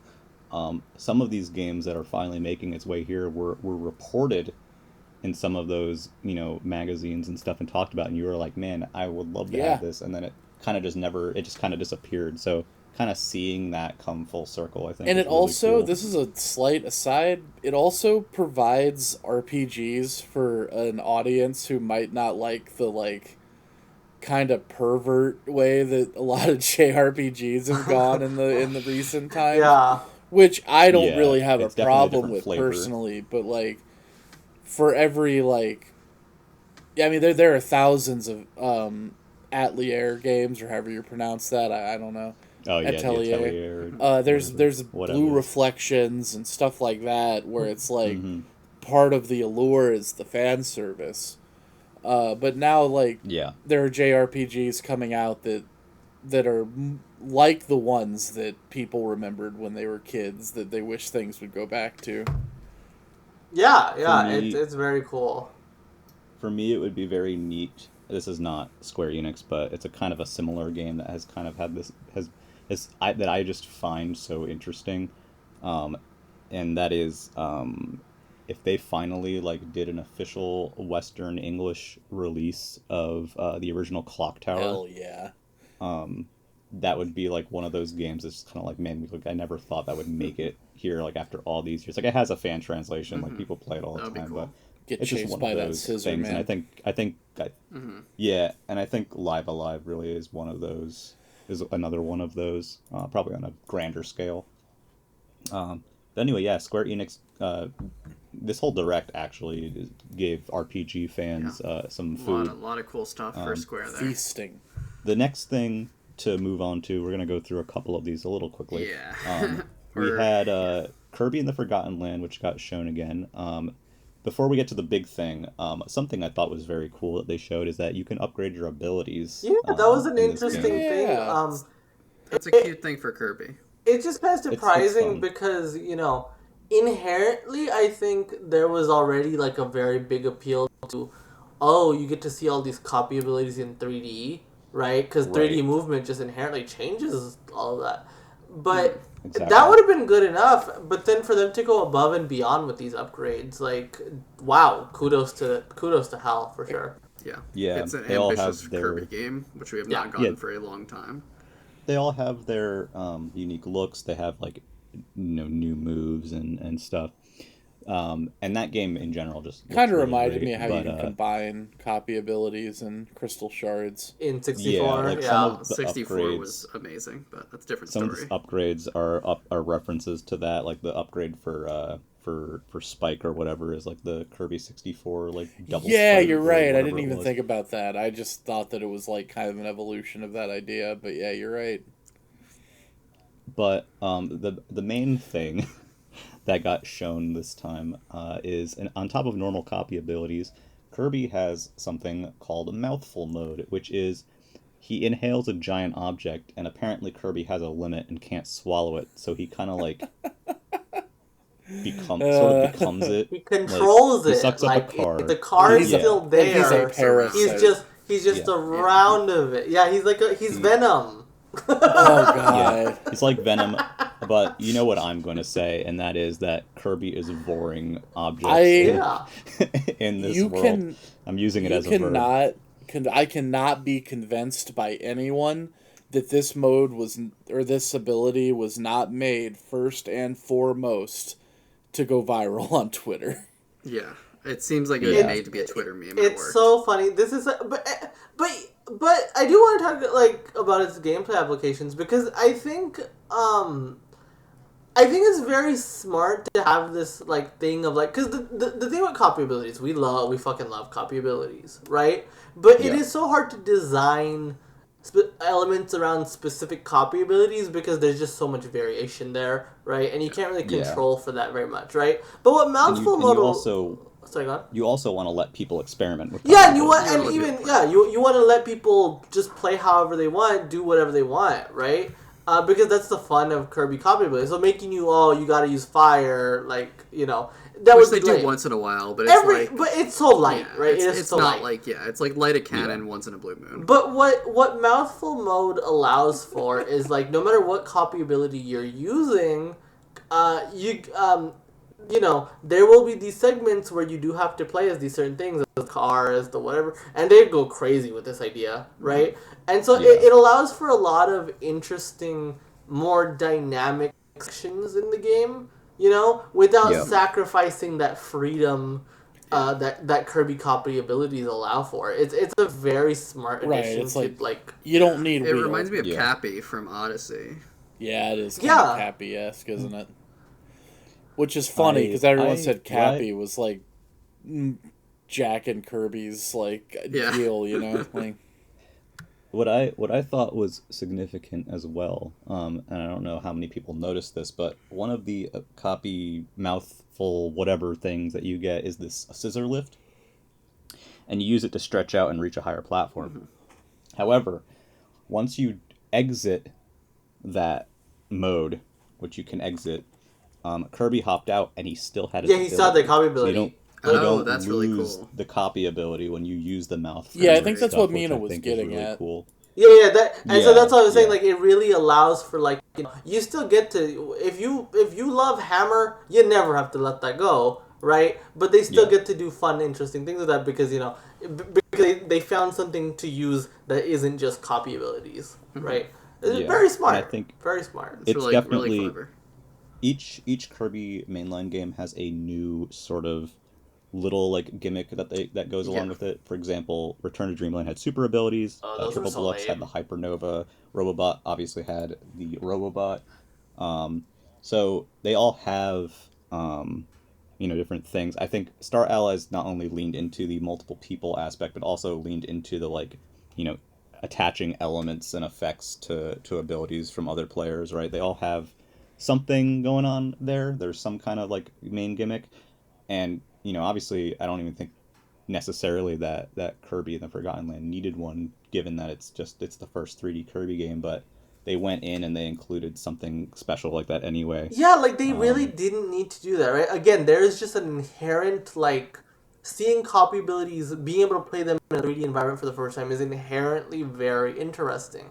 Right? So they did not need to do this, but they went above and beyond. And so Forgotten Land is looking so special.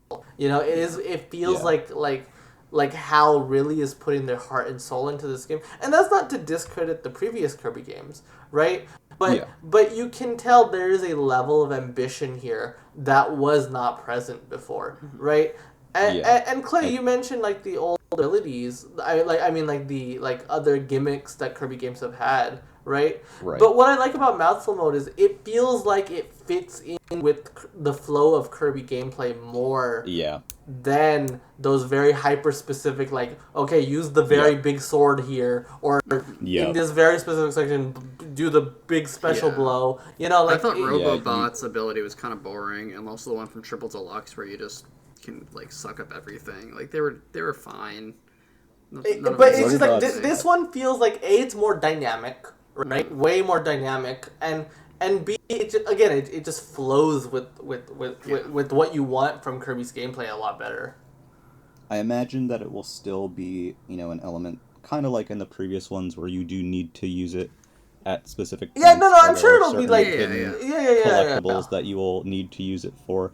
But it does look generally like it's better used pace-wise, and I think to something that I didn't like about Robobot is that really the whole game was built around the Robobot, but you can only use it in certain situations, and the interest in the levels, the focus of the levels is really the Robobot. So if you didn't want to use the Robobot, it was kind of just whatever. Mm-hmm. This kind of feels like it fits in better with the rest of the game, I feel like. For sure. And then they've also done this thing on the other side, which is, hey, if you really just want to play the game with Hammer, now you can make your Hammer even freaking bigger.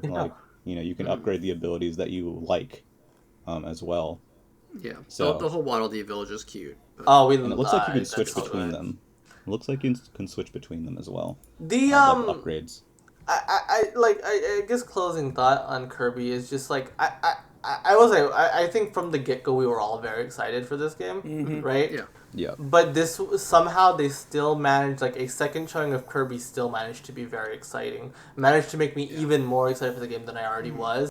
That's pretty impressive. Yeah. And there's still a lot that's unknown. The weird new bosses that they have that are not very Kirby-like, which I think is neat. The Beast Pack, I believe they're called. Yeah, the Beast Pack's a cool name. And stuff like we know that you can upgrade the town, and we have a few examples of how that comes into play. I just really like games where you can upgrade towns by playing through the game. Same. All kinds of stuff like that I think will make this memorable. Did you see that tilt and tumble minigame? I don't know. Luigi that I did. Blood posted this picture of it looked like tilt and tumble. That's rad. But I don't I couldn't find it anywhere. But I have not seen that. I'm excited to see whatever they come up with minigame wise. I hope that minigame's it looks really cool. It was like a 3D maze thing. But I think that's Kirby. They didn't show too much, but I think it was Kirby. Cool. The next game really didn't show that much, and that was the showing for Splatoon 3. God. So all they really showed for Splatoon 3 was that Salmon Run is back. Which is cool. Man! 2 new boss characters, and you can throw eggs now. It's just, and there's a big salmon too. It's so iterative that it looked boring. I think it's strangely bizarre that the first big update we get on Splatoon 3 in a while is that the most new thing mode from Splatoon 2 that the big deal about Splatoon 2 is coming back. It's no shit, dude. If this didn't come back, people would riot. I don't even like that mode that much. I thought it was okay. I think it's fun. Fun. It was my favorite thing. I think the competitive multiplayer in Splatoon is what keeps me coming back personally. And I want to be clear. I'll buy Splatoon 3. I'm gonna buy it. I'm gonna play a bunch of it online. I'm gonna be mad about the netcode because it's not gonna have servers still, and that's fine. I've accepted this reality. But it's very strange to me that they showed this game again with no... Because they showed this game last February, didn't they? Yeah, they announced this a year ago. This is the game's third showing now. Has no official release date. No date, which is the weirdest thing. Because September... We got a game dated for September, a first-party game, but Splatoon is just this generic summer... And it just feels like something's off with this game. And I think, personally, I love Splatoon. This is actually, and, maybe crazy to say, but this is my favorite Nintendo franchise, honestly. Whoa. Cannot go down that road with you, but I respect it. So Splatoon is a franchise that means so much to me. But Splatoon 3 is just not doing it for me. I was excited when the game got announced because I thought that first reveal trailer was actually really cool and immediately sold me on the idea of a Splatoon 3, right? But then the second trailer was just here's the single player again, and the single player looks good. It'll be a great single player. Splatoon single players are always great, right? But then this especially was just here's Salmon Run again, and new bosses. That's the bare minimum of what you expected. Yeah, it was nothing. Yeah. Wow, you could throw an egg now. To me, it's what about this game justifies being a new game versus being TLC? Honestly, besides the fact that Splatoon just doesn't have the kind of legs that Nintendo's other evergreens do, right? Yeah. But I'm hoping, but I'm not full dooming on this game yet. I do think that there is time for them. Clearly there's going to be a dedicated Splatoon 3 Direct at some point, right? Yeah. Because despite this being the third showing of the game, we honestly still haven't seen much, quite frankly. Show me the idols. Where are they? We don't know who the waifus are. Yeah. We haven't seen much of campaign outside of you have that little salmonid helper. To be clear, it's not even a waifu thing. The idols kind of set the tone of the game. Oh, they're so important to the world of Splatoon, right? But it's Marie and Callie had a totally different vibe and attitude to them than Pearl and Marina. And that mattered. Without doubt. That mattered. Yeah, it did. Yeah. No, it did matter. Yeah, you're right. I don't know how I'm supposed to feel about this game yet without the music and the vibes and So far everything they've shown mostly has been pretty iterative, and I feel like there's like, sometimes they're very not great at the early showings of their games. Then all of a sudden at the end, it's like, oh well, why didn't you show this at the beginning? I mean, we just went through that with Pokemon Legends Arceus, right? Fire Emblem Three Houses didn't even talk about like the time skip phase of the game, which is the meat of the game. The meat of the story until the E3, right? like 3 weeks before it released. Literally, right? Yeah, it was literally weeks before the game came out. It was absurd, right? So it's like we've gone through this song and dance before. I don't believe that we should be like dooming about this game necessarily. No. But it just feels like it's like, come on, like how can you show this game for a third time and it just like, here's the thing that you liked from the last game, like a third time in it's very weird. I will say, like, I'm not dooming yet, but if this game is like another iterative title, like I was willing to excuse Splatoon 2 for being iterative because it was early in Switch. I figured they got and it was 2 years after the first game came out. Yeah, right? it was early, so I was like, this game needs to be something. There needs to be something new, or I'm just gonna get bored. Like I don't want a Call of Duty yearly game. Splatoon 2 came out 5 years ago. Yeah. And even if you want to, maybe it's not even fair to say that because it got like post-launch content. But even then, the last Splatfest was 3 years ago. You know, so it's been some time since we got new Splatoon content, and I'm just not seeing where that time has been spent. My gut tells me they're keeping something under wraps. I agree. I'm inclined to hopefully, I really. But my gut is. But like, we can only talk about what we see, right? So what we've seen is well, what I was gonna follow up there with is my gut is also telling me that Nintendo doesn't. I mean, it's very rare for them to these days, at least, to announce a game that far out. Maybe they shouldn't have announced it a year ago. I mean, I definitely agree with that take. I think it was just announced too early, and I'm not particularly sure why they felt like they had to announce it back then. Maybe they wanted one big stinger because it was the first return to the general direct format, and so they wanted that, because otherwise that direct had cool stuff, but there was no big stuff, right? No. I mean, they do strategic announcements like Breath of the Wild 2 or Splatoon 3 or Prime 4 where they're far out. Downplaying the importance of Famicom. And there are like always mistakes, I think. I'm the last person on Earth who would do that. I think it's good to have one or two things that are farther out to keep people being like, this is going to be coming out later, and this is something I can look forward to in the future. And then most of the other stuff you kind of find out about like around the time it's happening. What interests me about that is the only games they've really done that with the Switch are Breath of the Wild 2, Metroid Prime 4, and now Splatoon 3. And this. Yeah, so it's a very rare occurrence. So Splatoon 3, like, on the level of Metroid Prime 4 and, like, and Breath of the Wild 2 to them? I don't know. I don't want to spend too much time dooming about it because I have a feeling it'll probably be fine regardless. And, like, it's just a very strange hype cycle on this game. Like, when you think about Splatoon 1 was announced less than a year before it came out, and Splatoon 2 was announced 6 months before it came out, I don't know. It's just very weird. Yeah, I think ultimately, most of us would probably agree that out of all the first-party stuff that was shown in this Direct, Splatoon 3 had the worst showing. Yes. Definitely just the weakest showing in terms of what they chose to show.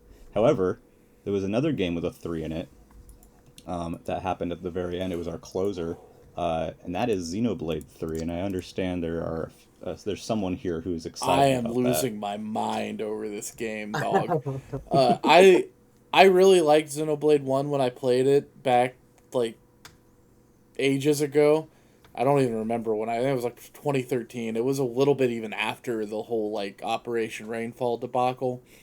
But I fell in love with Xenoblade 2, man. That game's amazing.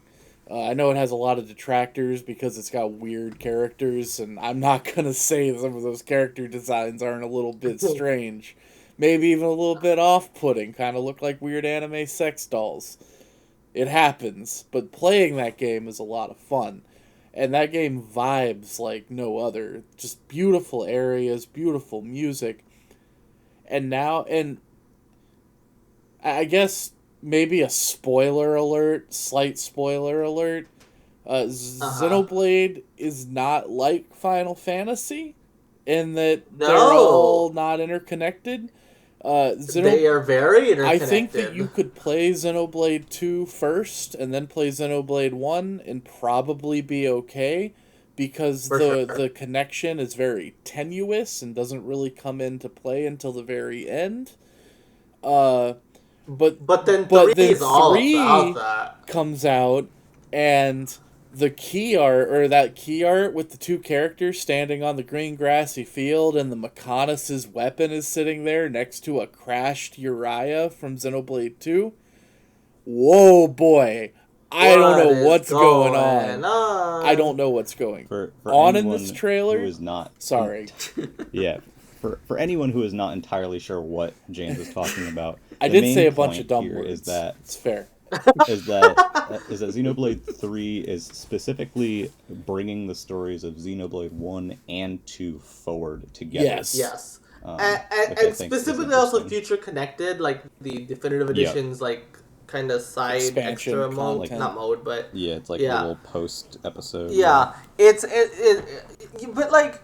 I think this game is fun. I do want to clarify because earlier I said like the opener and closer were not the biggest stories of the direct to me, right? Yeah. I want to pick this bone because I do not understand. Yeah. Because I know you love Xenoblade. I love Xenoblade. I really do. And this is not to say this was a bad trailer. I thought this was a great trailer. I'm very excited for it. What I just meant was, to me, Switch Sports and then Mario Kart, which we have, we'll talk about. Yeah. Those two were just the biggest stories of the direct to me. That's not to take away from Xenoblade. If anything, like, and then also Live to me, that was also just a massive, crazy thing, right? So it was like, and Mario Strikers, like, this direct was just so packed that even though I am a huge Xenoblade fan and I thought this trailer was great and I'm so excited this game's coming out in 8 goddamn months, this was such a strong direct that normally this probably would have been a big deal for me, but because it came alongside everything else, it kind of fell to the wayside for me. But that is to say, I'm really still really excited for this game. Xenoblade is one of like my it is one of my preferred RPG franchises. You know, it is definitely near the top for me in terms of RPG franchises. I thought both 1 and 2 were stellar. I know in the Discord I've trolled Monolith Soft fans a lot in the past, but I do genuinely like love this franchise, you know, and so to see 3 like mix elements of 1 and 2 together, it looks like a big like graphical upgrade, like, you know, it looks a lot like Torna to me. It's really pretty. I think the Torna engine was an upgrade. Yeah, that is true. It does look very Torna, and Torna was a big upgrade from 2, right? Like it just looks great. And, like, honestly, and I know this is such a fraught subject, but, like, the fact that the character designs are not immediately off-putting makes me feel like I don't have to kind of be embarrassed to talk about the fact that I like this franchise. So, I want to be real. You know? I've never been embarrassed. I don't give a shit what anyone thinks about that. Like, if they don't like it, they don't like it. It's fine. I get it. I understand it. I do wonder if someone at Nintendo kind of was knocking on Takahashi's door and being like, dude, listen, can we tone it down just a little bit? You know, last time we weren't checking in on you because we were busy with a bunch of other stuff. We had to get a whole console launch together. But, like, we realized what you did, and, you know, I want to be real. That's not gonna fly. I watched that Xenoblade 2 trailer that aired during the Switch reveal event that January in 2017. I watched it with friends.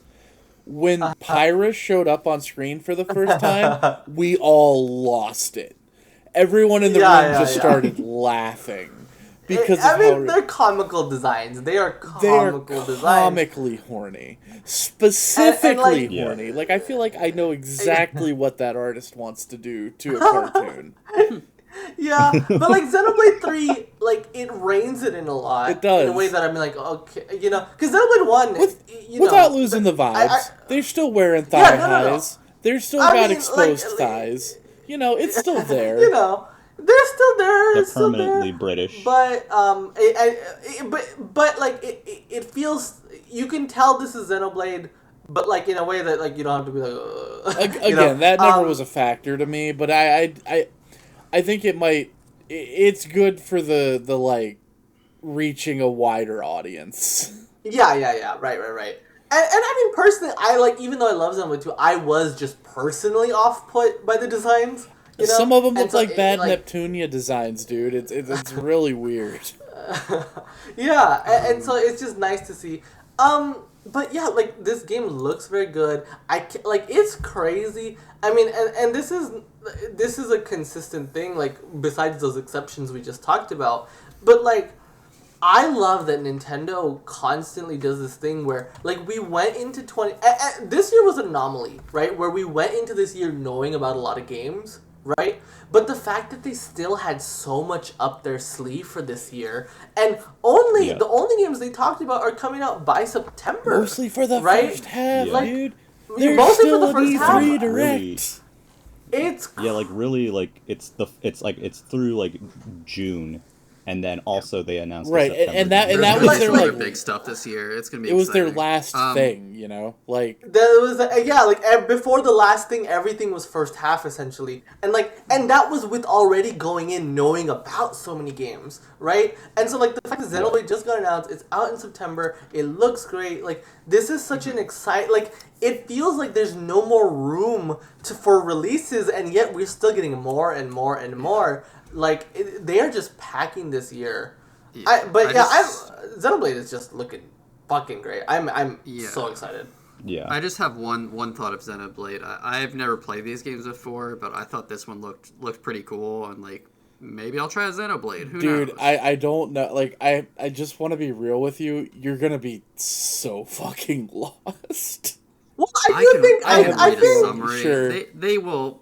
They expect people to be able to play these games. Yeah, I don't maybe. I sincerely believe that they're gonna design the game that, like, if you haven't played the first two games, you will still grasp 90% of it, right? But obviously, there's just gonna be a special gratification for those who have been fans of the franchise. You know, I wasn't sure what direction they were gonna take with Xenoblade 3.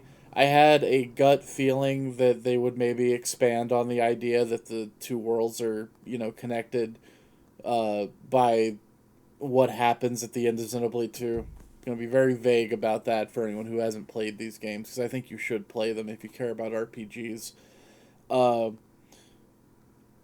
I had a vague feeling this is the way they were going to go, but I was like, you know, they might not want to do that for the sake of what you guys are talking about now, keeping the series accessible for people who haven't played two, you know, 60-plus hour video games. For them to be seemingly going whole hog into this game, this story that connects these two worlds, I can't even, like, put into words how hype I am about it. Like, this could be the game of the year for me. Oh, wow. But Breath of the Wild 2 is also coming out, so I don't know. This feels like an insane year for video games all around. Wow, and yeah. Xenoblade 3 existing in it was not something I expected. I expected that to be next year at the very earliest. When they announced the September release date, my gut feeling was, okay, yeah, sure, that's going to get delayed. But then I remembered that I felt the same way about Xenoblade 2's announcement. And I was like, fool me once, shame on me. But I don't know. That's all I got. That shit is hype as hell. Cannot believe they're getting that game out this year. And I can't believe that they're doing exactly what I wanted with it and everything. It looks like... I mean, and they're wearing it on their sleeve, right? Like, like I went to the announcement trailers page. They know. Right? And the description is literally, like, it says, a brand new story that ties together the future of the worlds depicted in Xenoblade Chronicles and Xenoblade Chronicles 2. Like, they are, like, they're not hiding the fact, like, it's not just something people picked up in trailers. Like, this is forefront in the marketing, right? That, hey, this is tying together 1 and 2. It's so obvious, you know? though, in the trailers, too. Like, you don't even... Oh, no, it is so obvious, but, like, but, like, that's not, like, a... like you were saying, that's not like necessarily a move you would make for like trying to make it more accessible, sure, right? But they are wearing it on their sleeve, and that's kind of cool. I think that's very. I don't want to cool get too speculative here about anything in the future, but it might put Xenoblade 4 in a weird spot. Maybe we'll get X2 next. Yeah. So what do we got up next? Well, oh, sorry, briefly, I didn't think you again, cared. Like My I said bad. earlier, RPG fans are eating a lot as always. Dude. We're gonna be plump by the end of this year. We still have one more big. We still have a lot to do, and we're 2 hours in. Yeah, we still have one big thing left next, which one big thing. Yeah, one big and thing left. And a few really cool things. Yeah. Yeah. So, out of nowhere, they were like, "Hey, by the way, we're putting out DLC for Mario Kart 8 Deluxe." Something we've been expecting and then they said, since 2017. And then they said, "Well, we're putting out DLC for Mario Kart, and it's going to be remastered tracks from previous Mario Kart games." Okay. And then they were like, "Oh, and by the way, it's 6 waves and 48 courses. This is bonkers." And then a whole new game. And then they said it's $25, or if you have Nintendo Switch Online Plus expansion pack, it's included in that. And this content is going to release from March 18th, I believe. Yes. It's the first release of Wave 1, all the way through the end of 2023. So all of a sudden, Mario Kart 8 Deluxe has 2 years of content ahead of it that literally doubles the track count. So I would like to point out... Who would think we were getting Mario Kart 8 content in 2023? That it is included in the expansion pack, but since it's running until the end of 2023, that's 2 years of paying for the expansion pass. That is 2 years. Just for the just to keep things in context. Or $25, which is a paltry, really that's fair like 50 price. cents a track, I think. Yeah. Yeah.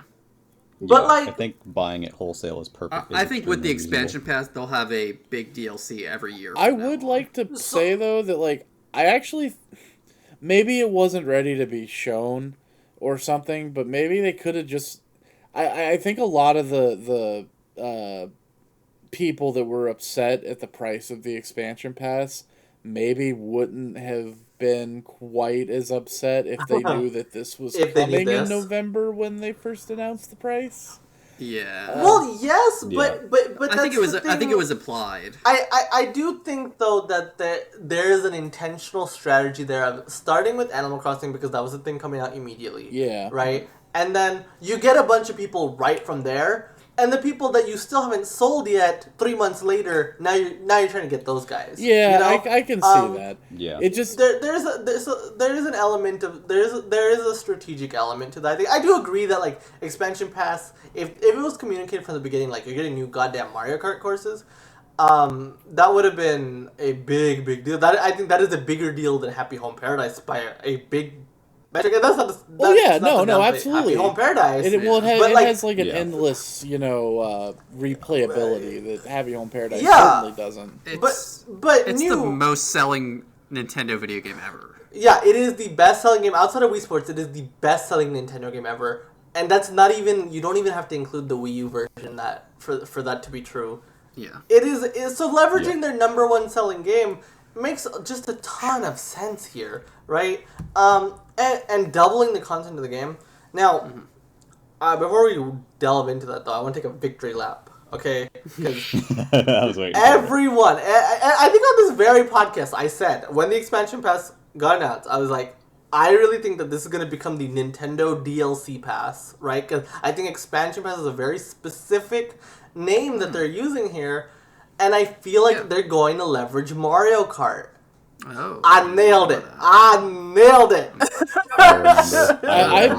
that's pretty good. It's a pretty good call, but there's also a very believable world where the only thing that was ever added to it was Animal Crossing's DLC. No, that was a very believable world. I don't think that was. But Tetris 99 is still the only. I guess Pac-Man. Fair enough. Yeah. But Tetris 99. No, I would have assumed we would get like a big DLC every year. But like that was my guess. I do think, like, despite me guessing this, it is still crazy, right? Like 5 years after the release of this remaster. 8 years Right. after And the remember, original. they did add Labo support at some point, so this game did get weird updates. Right, but like nothing major. No, nothing like right? this. No. 8 years after the original release of the game, we are getting double the amount of content, and like we are in year 5 of the system. I mean year 6 of the system. Excuse me, and this is just. I mean, I feel like this has a lot of implications because. I mean, first of all, I think it's pretty clear to say Mario Kart 9 is not in active development right now. Like, if it is in very, very, very early pre-production, but they are not putting serious work into it, because otherwise they'd put all these damn tracks in that game. Or it's going to be a very different game. Or sure, that's a possibility. Yeah. But, like, I do think, though, regardless, Can I we, think Mario... Go on. It just, like, Mario Kart 9, I feel like is in very early, to me, at the most, it's just very early in development, right?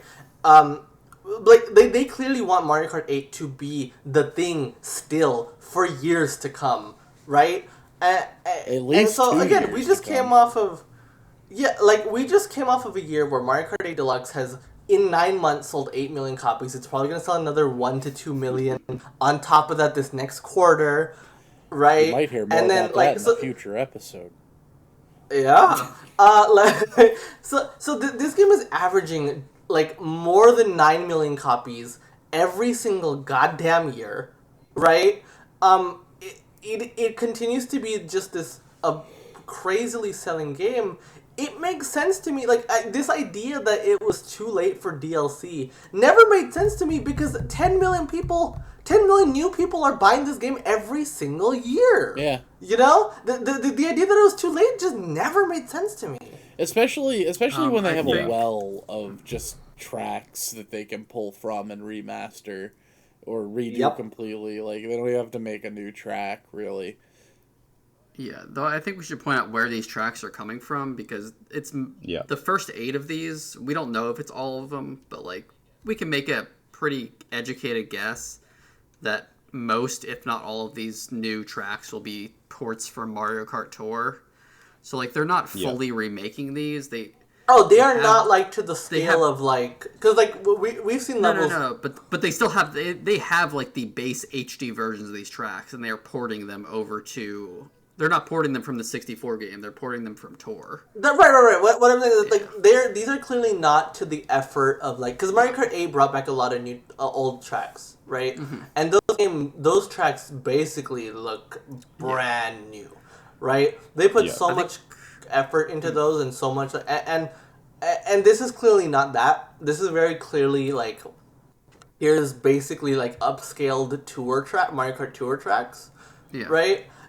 So there's less effort being put into this, but I don't think that necessarily diminishes the value proposition not at right? all. Because it is a $25 release. But I think it's still a clear sign though that they plan on leveraging this particular game for some time still, you know?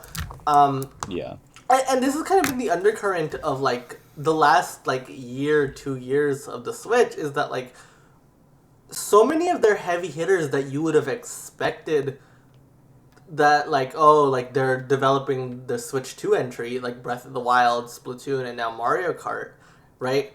All these things are getting major stuff, new games for most of those, this year and beyond. Like, Splatoon 3 is another game that's going to be supported for 2 years, right? Like, so many of Nintendo's tentpole stuff is getting released now, which makes you think this doesn't feel like a company ready for a generational transition yet. Like, we are not in that phase yet, you know?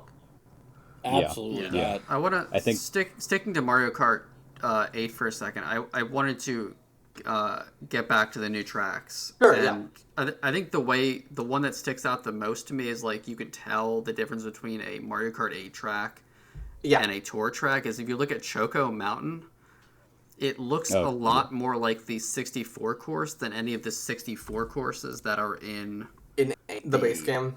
that are Mario Kart 8. Sure. Like I think if I people feel are looking for like the a geometry is comparison. very simplistic. Like to me, it reminds me of like the Mario Kart 7 art style, but in HD. That's how I always felt like Mario Kart Tour looked like. You know? Yeah, and it's funny because they actually redid Choco Mountain for Mario Kart Tour first, and that new version is the one that's coming here. Mm-hmm. So, I just want to briefly mention Wave 1 is coming on March 18th, and it has 2 cups, and I just want to briefly list the tracks for anyone listening. First cup is Golden Dash Cup. It is Paris Promenade from Tour, Toad Circuit from 3DS, Choco Mountain from N64, and Coconut Mall from Wii. Let's go. And then the second cup is Lucky Cat Cup, and it has Tokyo Blur from Tour, Shroom Ridge from 3DS, Sky Garden from Game Boy Advance, and Ninja Hideaway from Tour. So they are leveraging these courses. I mean, and also Tour was a failure, right? So it makes sense that they want to repurpose those things. They're not particularly, I don't think, particularly happy about how that one went for them, so I think it's even more helpful that they're able to leverage that work here while still also kind of like making something off of Tour. Yeah. But also, something I'm personally curious to see as someone who's played a fair bit of Tour is how they implement the tracks that are Tour specific, because in that game it's kind of like the Super Mario Kart where you have like Mario Circuit 1, 2, 3, 4, 5. With the Tour tracks, like there's Paris Promenade 1, 2, 3, 4. Mm-hmm. And they have different layouts, like the track layouts that go through different parts of the map that they've created.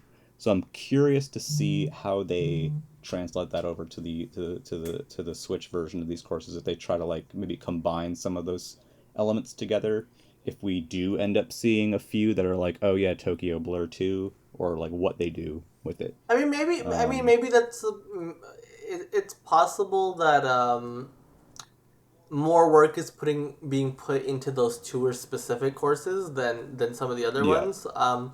Which would be cool because, the two, I mean, to be honest with you, I mean, I don't know the quality of the tracks, but the Tour tracks are kind of what I'm personally most interested in because they are new courses to me. Like Mario Kart Tour, I don't play that game, Same. Yeah. For me, I would say that the real world location tracks in Tour are probably some of the more simple and less interesting tracks in that game. Sure. So I'm very curious how they're going to implement them on Switch, and hopefully they'll be a lot more interesting than they are in Tour, especially if they combine elements from different ones. However, one exception to that rule is Ninja Hideaway, which is our last track in this wave, which is from Tour, and feels like a normal standard Mario Kart track, and it is extremely good, and I'm very happy that it gets to exist on I'm just console. hyped. But yeah, this is just one of 6 waves. I'm hyped to hear the music. I can't believe it's 48 tracks. Oh yeah, and they're remeshing the music, right? It's not the music is not just ported from Tour. Stuff. Like it's, because Tour doesn't do remixes on the classic stages. It has new music for the the Tour specific tracks, but it doesn't have. They just reuse the original music. And right immediately they Coconut Malled us with a remix of Coconut Mall in the trailer. Mario Kart 8's music is like the first time since Super Nintendo or Super Mario Kart that I felt like Mario Kart had a standout OST. Like overall, I agree. Like every Mario Kart 8 game definitely has like a track or two, like music track or two here or there that I really like N64's Rainbow Road. But right, like nothing tops like Koopa Beach from Super Mario Kart or Toad Harbor from Mario Kart 8. Choco Island. To hear all these old tracks have their music redone in a Mario Kart 8 style is going to be hot. Yeah. Yes, very much agree. The other thing I just want to mention, because people have been kind of curious about it as well, is, Mario Kart Tour also added a lot of costumes and new characters to Mario Kart, and so far we haven't seen anything indicating that might be coming in this DLC. But people are I kind of feel like there's a bit more to show here that's not necessarily available yet. I wouldn't be surprised if at least a few of them Luigi maybe made it. Yeah. Maybe they just show up as like, hey, like, the tracks are paid, but maybe they just like when those packs come out, they do like free updates with characters. That would be really cool. Or costumes. Yeah, that's what I think. Yeah, or even like let me tap a button to be a different costume. Can I share with you something that somebody in the Discord said? It was a Gar. Yes, that's what I was going to ask you about. He said it, and I read the words, and it made me like vomit everywhere. It was a mess. He was like, "What if they have you link your Mario Kart Tour account and any of the characters and kart parts and costumes that you have pulled from the gacha pipe are now available to you in Mario Kart 8?" That would be so nasty. They would. That would be so nasty, but I don't think they would. That is the most cynical, horrifying idea that I've ever heard in my life. There is a thing that was found in one of the updates, and I don't know if it was for 2 or if it was for 8, that suggested that they were planning some sort of connectivity between 8 and 2.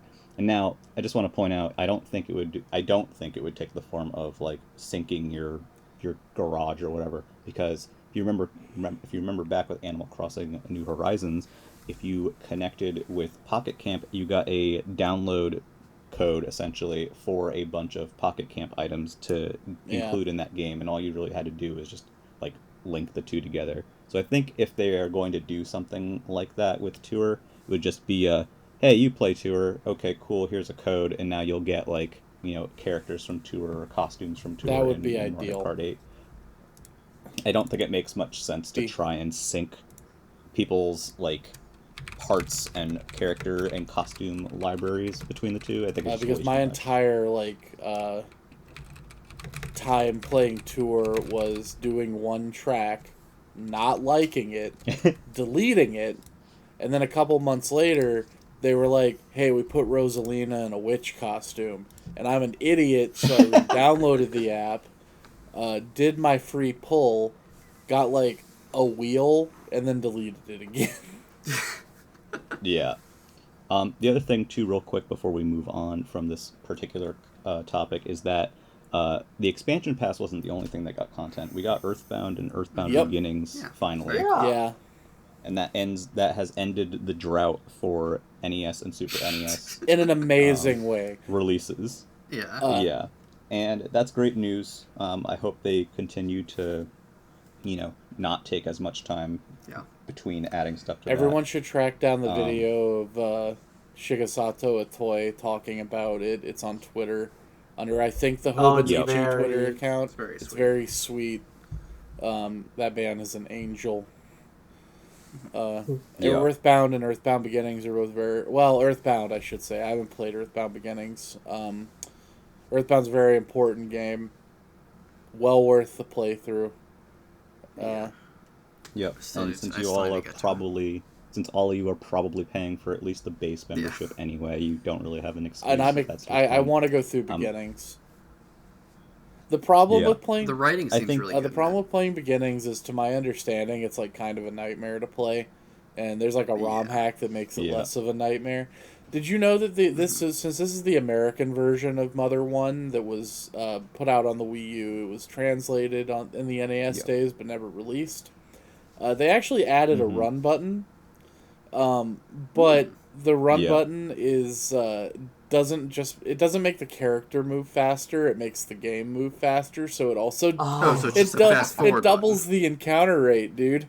So that's terrible. So it's funny.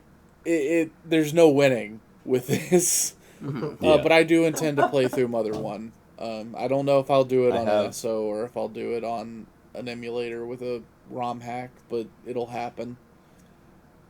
I have a special message for Mother 3 fans, which is, I guess, stay mad because that's still not happening. I'm sorry.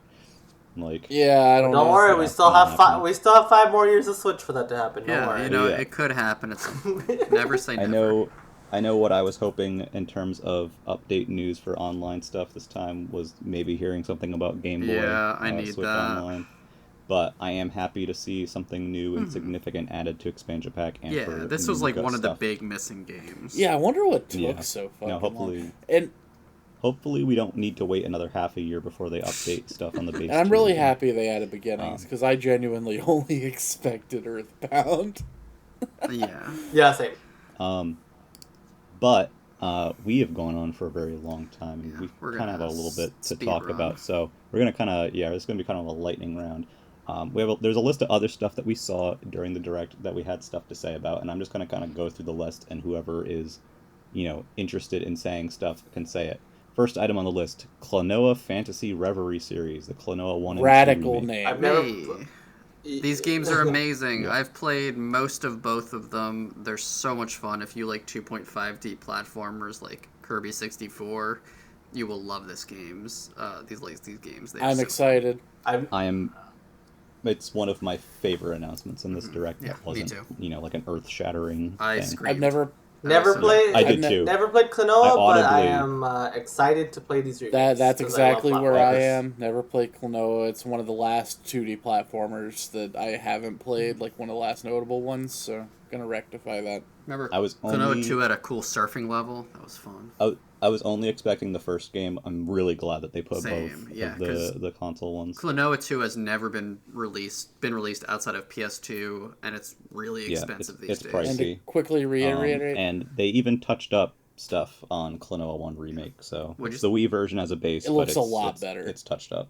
and What were you just saying, to James? reiterate, Fantasy Reverie is a radical name. Yeah. So cool sounding. That is a Final Fantasy Square It Enix is ass name. Integrum for perfection. God. Okay, next on the list, No Man's Sky showed up on Switch, which I don't think anyone was expecting. This looks too good to be on Switch. I don't understand how Yeah. this looks that good. Yeah, it looks like a lie. I was genuinely very impressed by this in terms of how it was running and that they did it, and then to come to find out later they've been working on it for a few years, and it's an internal project. Hello Games did this themselves. It's impressive. So it's not some, they farmed it to some I think it's studio possible who's that gonna this do is it. honest footage, but obviously we'll see in summer. Yeah. But Yeah. I'm willing to give them the benefit of the doubt, and if this is what it looks like, I'm gonna buy it on Switch. I'm honestly. somewhat willing to give them the benefit of the doubt because of the shit show they went through back when No Man's Sky first came out. I suspect they don't want to Yeah. relitigate that problem again. Yeah. From what I understand, they really kind of put in the work on that game Yeah. to make it much, much better and fill out that content. And, them doing a very solid, appearingly very solid and thoughtful Switch port, Yeah, kudos. Kudos. I probably to them. won't Good play work, it, team. but good on them. No. Next game, we had the Portal collection. It's Portal 1 and 2. Does anyone know the name The of it? It's Portal like Companion collection. Companion Collection, collection. Yeah. Yeah. So this game, I don't think anyone was expecting No, Valve to no, show not up at all. in a direct.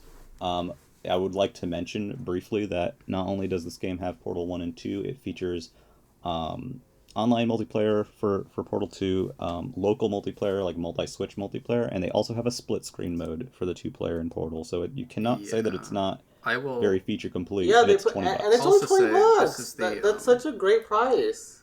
This is the first 60 FPS console port of Portal. Really? Oh, that's Yeah, dope. I didn't know I that. found that Oh, very that's interesting. wild, actually. And it Wow. is done by the studio, I guess, that was handling some of those Wii to NVIDIA Shield ports. Not just Wii ports. They did they PC ported ports. Portal 1 and 2 and the Half-Life games to the Shield. Yeah. Yeah. So we might see a Half-Life collection as well. at Yeah, some point. hopefully we see Half-Life come through Oh, as well. that'd But be sick. Portal 1 and 2 fully complete with multiplayer options for 20 Yeah, bucks. these I think. games Have are we all amazing. played them? I like. If you haven't played them, go Oh, play Portal. I've I've played played them them. both, but I'm gonna Yeah. rebuy it on Switch. Honestly, Did- like it, 20 bucks is such a good price, and I love these games. So. Does it have gyro? Does anyone know? That's what I want to That know. we don't That's the know big yet. thing. That's But what I I wanna think know. it will I because think so, because 'cause Valve it's is Valve. such a proponent of Yeah, gyro true. controls. They are. Yeah. I just want to say that I'd Portal be- is goated, easily one of the best Yes. video games ever made. Portal 2. Even Absolutely. 2 is I think amazing Portal as 2 well. might Yeah. maybe a little less goated, but is very minor. But still, Portal 1 is Yeah. amazing because it's Yeah. 3 hours long, and there's not a single second of that 3 hours that feels wasted. Yeah. Not a second. Yeah. Very, very tight game. It's funny, which video games have a very hit and miss when comedy is involved. Yeah. And despite how people have run that game into the ground in terms of jokes and references, it is still very solid. I feel like at this point we're so far beyond the cake is a lie that people can maybe go back to enjoying it unironically again. Mm-hmm. Yeah. Very, very good games. I cannot recommend them highly enough. Yeah.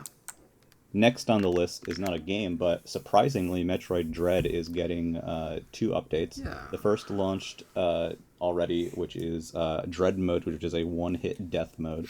A Rookie Mode, which is for people who suck, like David Jaffe.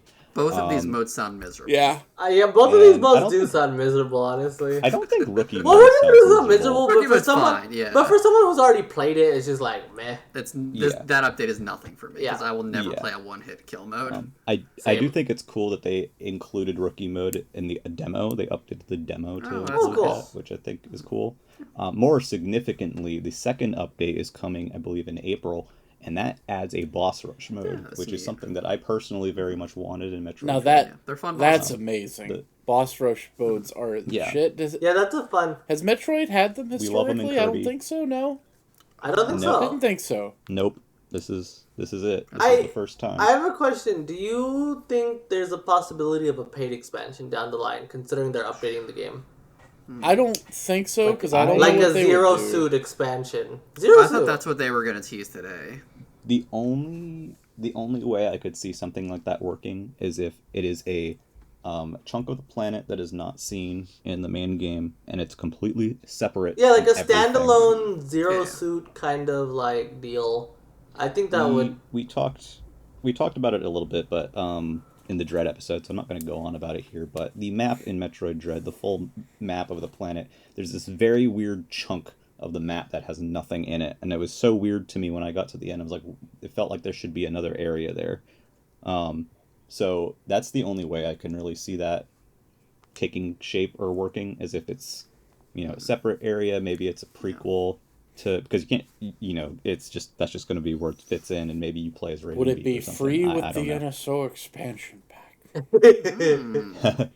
Who knows? Oh, yeah. But I am looking forward to Boss Rush. I think the bosses are some of the strongest Hell aspects yeah. of the Mercury Steam Hell Metroid yeah. games. Awesome there. Next game.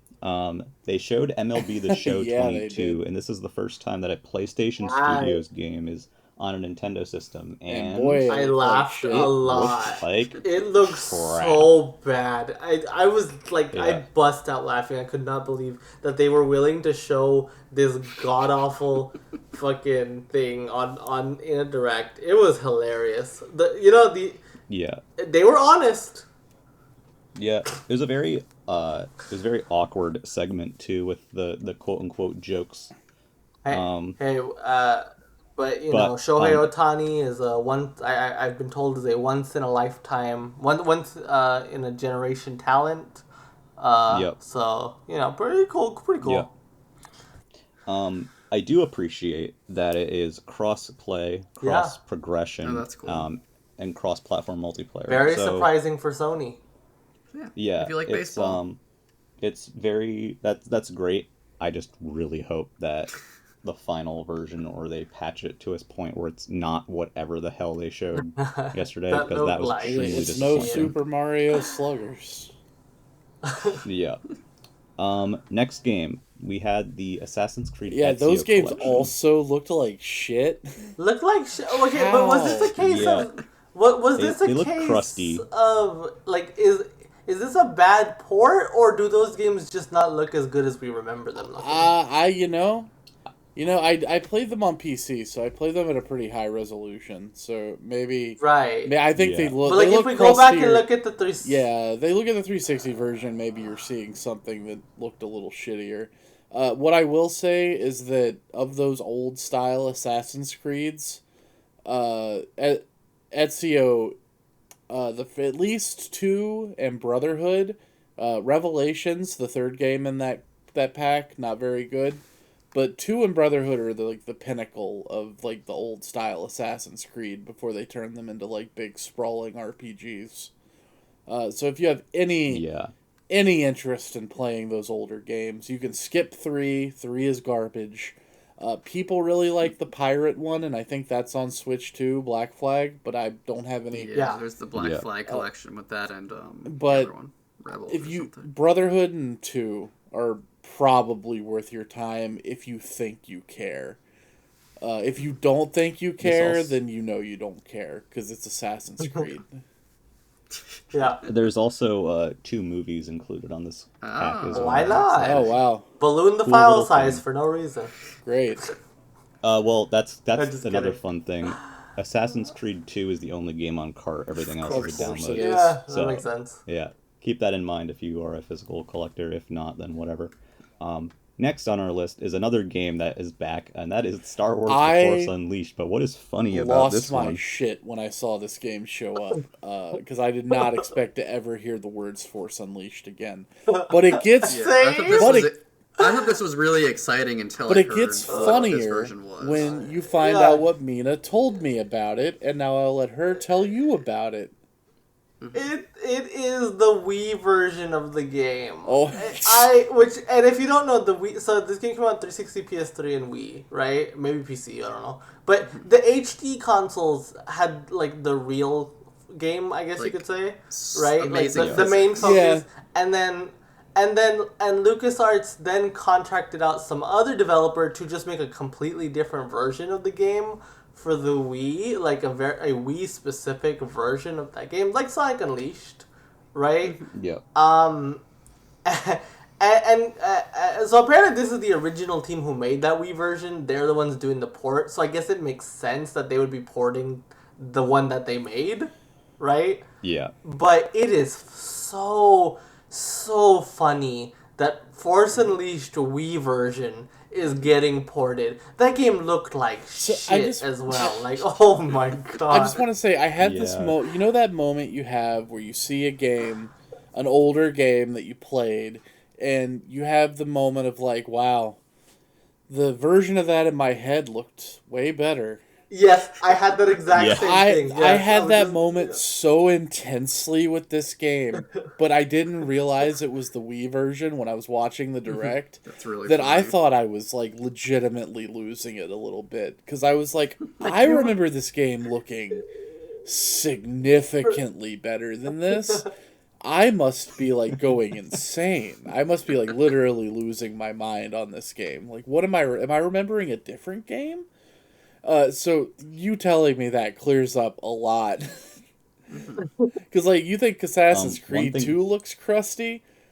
Oh man. One thing with this version they mentioned is that they have made improvements supposedly to the motion controls. I am actually genuinely curious about that, but I don't care enough about Star Wars or that game to play it. So I guess I'll find out from someone else. I'm just gonna stick to the Xbox version. Next game on the list, they showed Advance Wars 1+2, and the reason we're bringing this one up is, 1, they finally confirmed that eShop release date, 2, they added full voice acting and improved the visuals of the game, and 3, they confirmed that the War Room and the custom map creator and online multiplayer is all there. So I didn't think this game looked as bad as a lot of other people did. I definitely understand that it's a downgrade from the pixel art. I'm a big Advance Wars fan, and I feel that criticism. I thought the games looked fine. I think it looks pretty damn good now. I'm actually Yeah, I think it into looked how better. it looks. Like I think it's a cute style, and it definitely looks better than when it did at E3. Which makes sense because it's been 8 months since E3, right? And man, it's coming out soon, April 8th. Like that's within 2 months. Yeah. Oh. Yeah, they have Aaron Hansen voicing Max, what sounded like Christina V voicing Sonya. The animations are definitely a bit more developed. The game looks nicer. I also was someone who thought it looked nice to begin with. The fast forward feature is cool. I don't know if that's something that was in the original games or not, where you can speed up like the combat scenes. I'm not sure. I don't maybe. think it was. Okay. But it looked very good, and an online multiplayer would looked like up to 4 people. I would That was a surprise. I didn't expect it online. I would really Advance like Wars. this series to come back for real. Yeah. Same. That'd be Yeah. cool. I hope this does really hope- well, so WayForward can just make their own Advance Wars. That would be stellar. I actually had a bit of a Yeah. heart like stop moment in the direct because they said the words like, and there's also another campaign, but they were just talking about Black Hole Rising.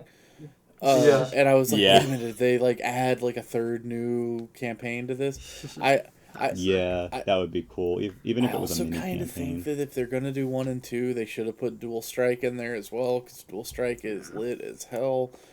And I don't think that it would. I don't think that it would like move as its own remake if they were to remake it. Maybe DLC. Who Yeah, knows? maybe Nintendo Switch expansion pack. At least it's I not don't know. Days of Ruin. Well, God, I do wonder if the 4-month delay was really just to polish the visuals, because that seems to be the biggest the voice difference to acting. me. Yeah, the VA also kind of suddenly showing up kind of makes me wonder if part of the delay was doing all of that work. It looks like more high quality now.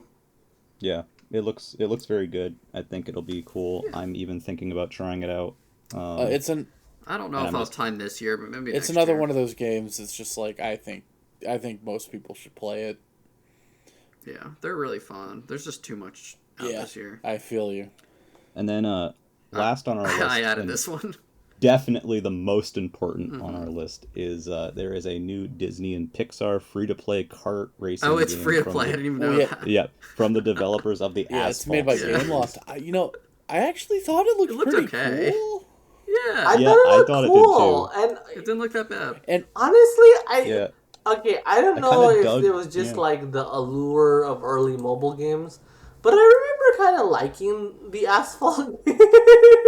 Yeah, people kind of like They're those. Like, they're popular not enough to have, necessarily. well, I'll say this: they're not like it being free to play means I'll probably give it a shot, if only just to see what it is.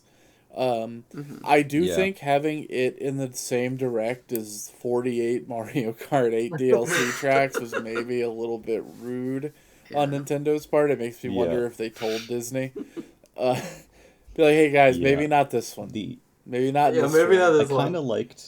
I kind of liked the look, and like it kind of looked like maybe the tracks would kind of try to fuse elements between stuff together. Maybe I don't really know if that's the case. I don't have a good enough eye for Pixar and Disney to tell you if they did crossover. Well, and I do stuff, appreciate that it seems like the roster is just like Disney and Pixar, and not Marvel and Star Wars also.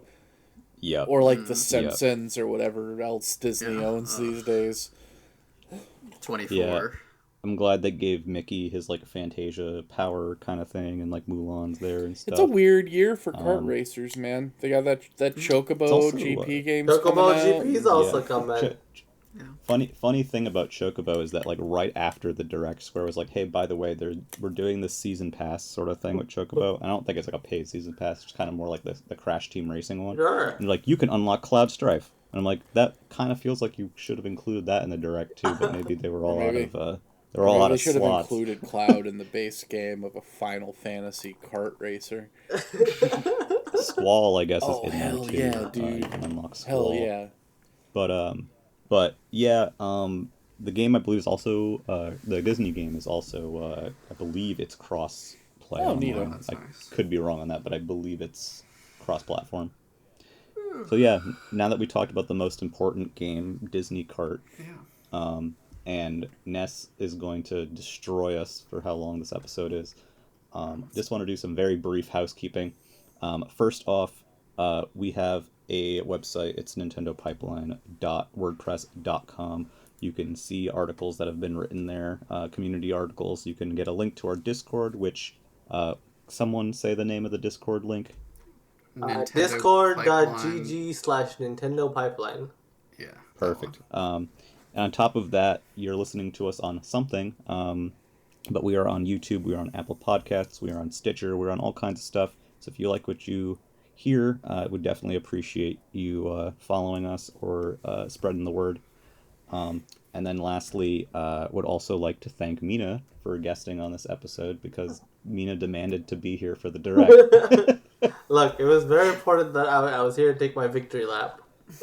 I think the if we were to summarize everything today is that there are a lot of games coming this year, to the point where like months are getting doubled up on big releases. We like Nintendo. March, April, June, and July have 2 Nintendo published games apiece. Yep. It's crazy. And like they revealed a game for September, but otherwise the second half of the year is still like unknown. They have all these games and they still have a lot to show for the year. This is a crazy year for the Switch. And most importantly, I don't need to think or hear the words Mario Kart 9 until the end of 2023. Thank you. Good night. 9. Have a good one. Mario Kart 9, everybody. Shut up.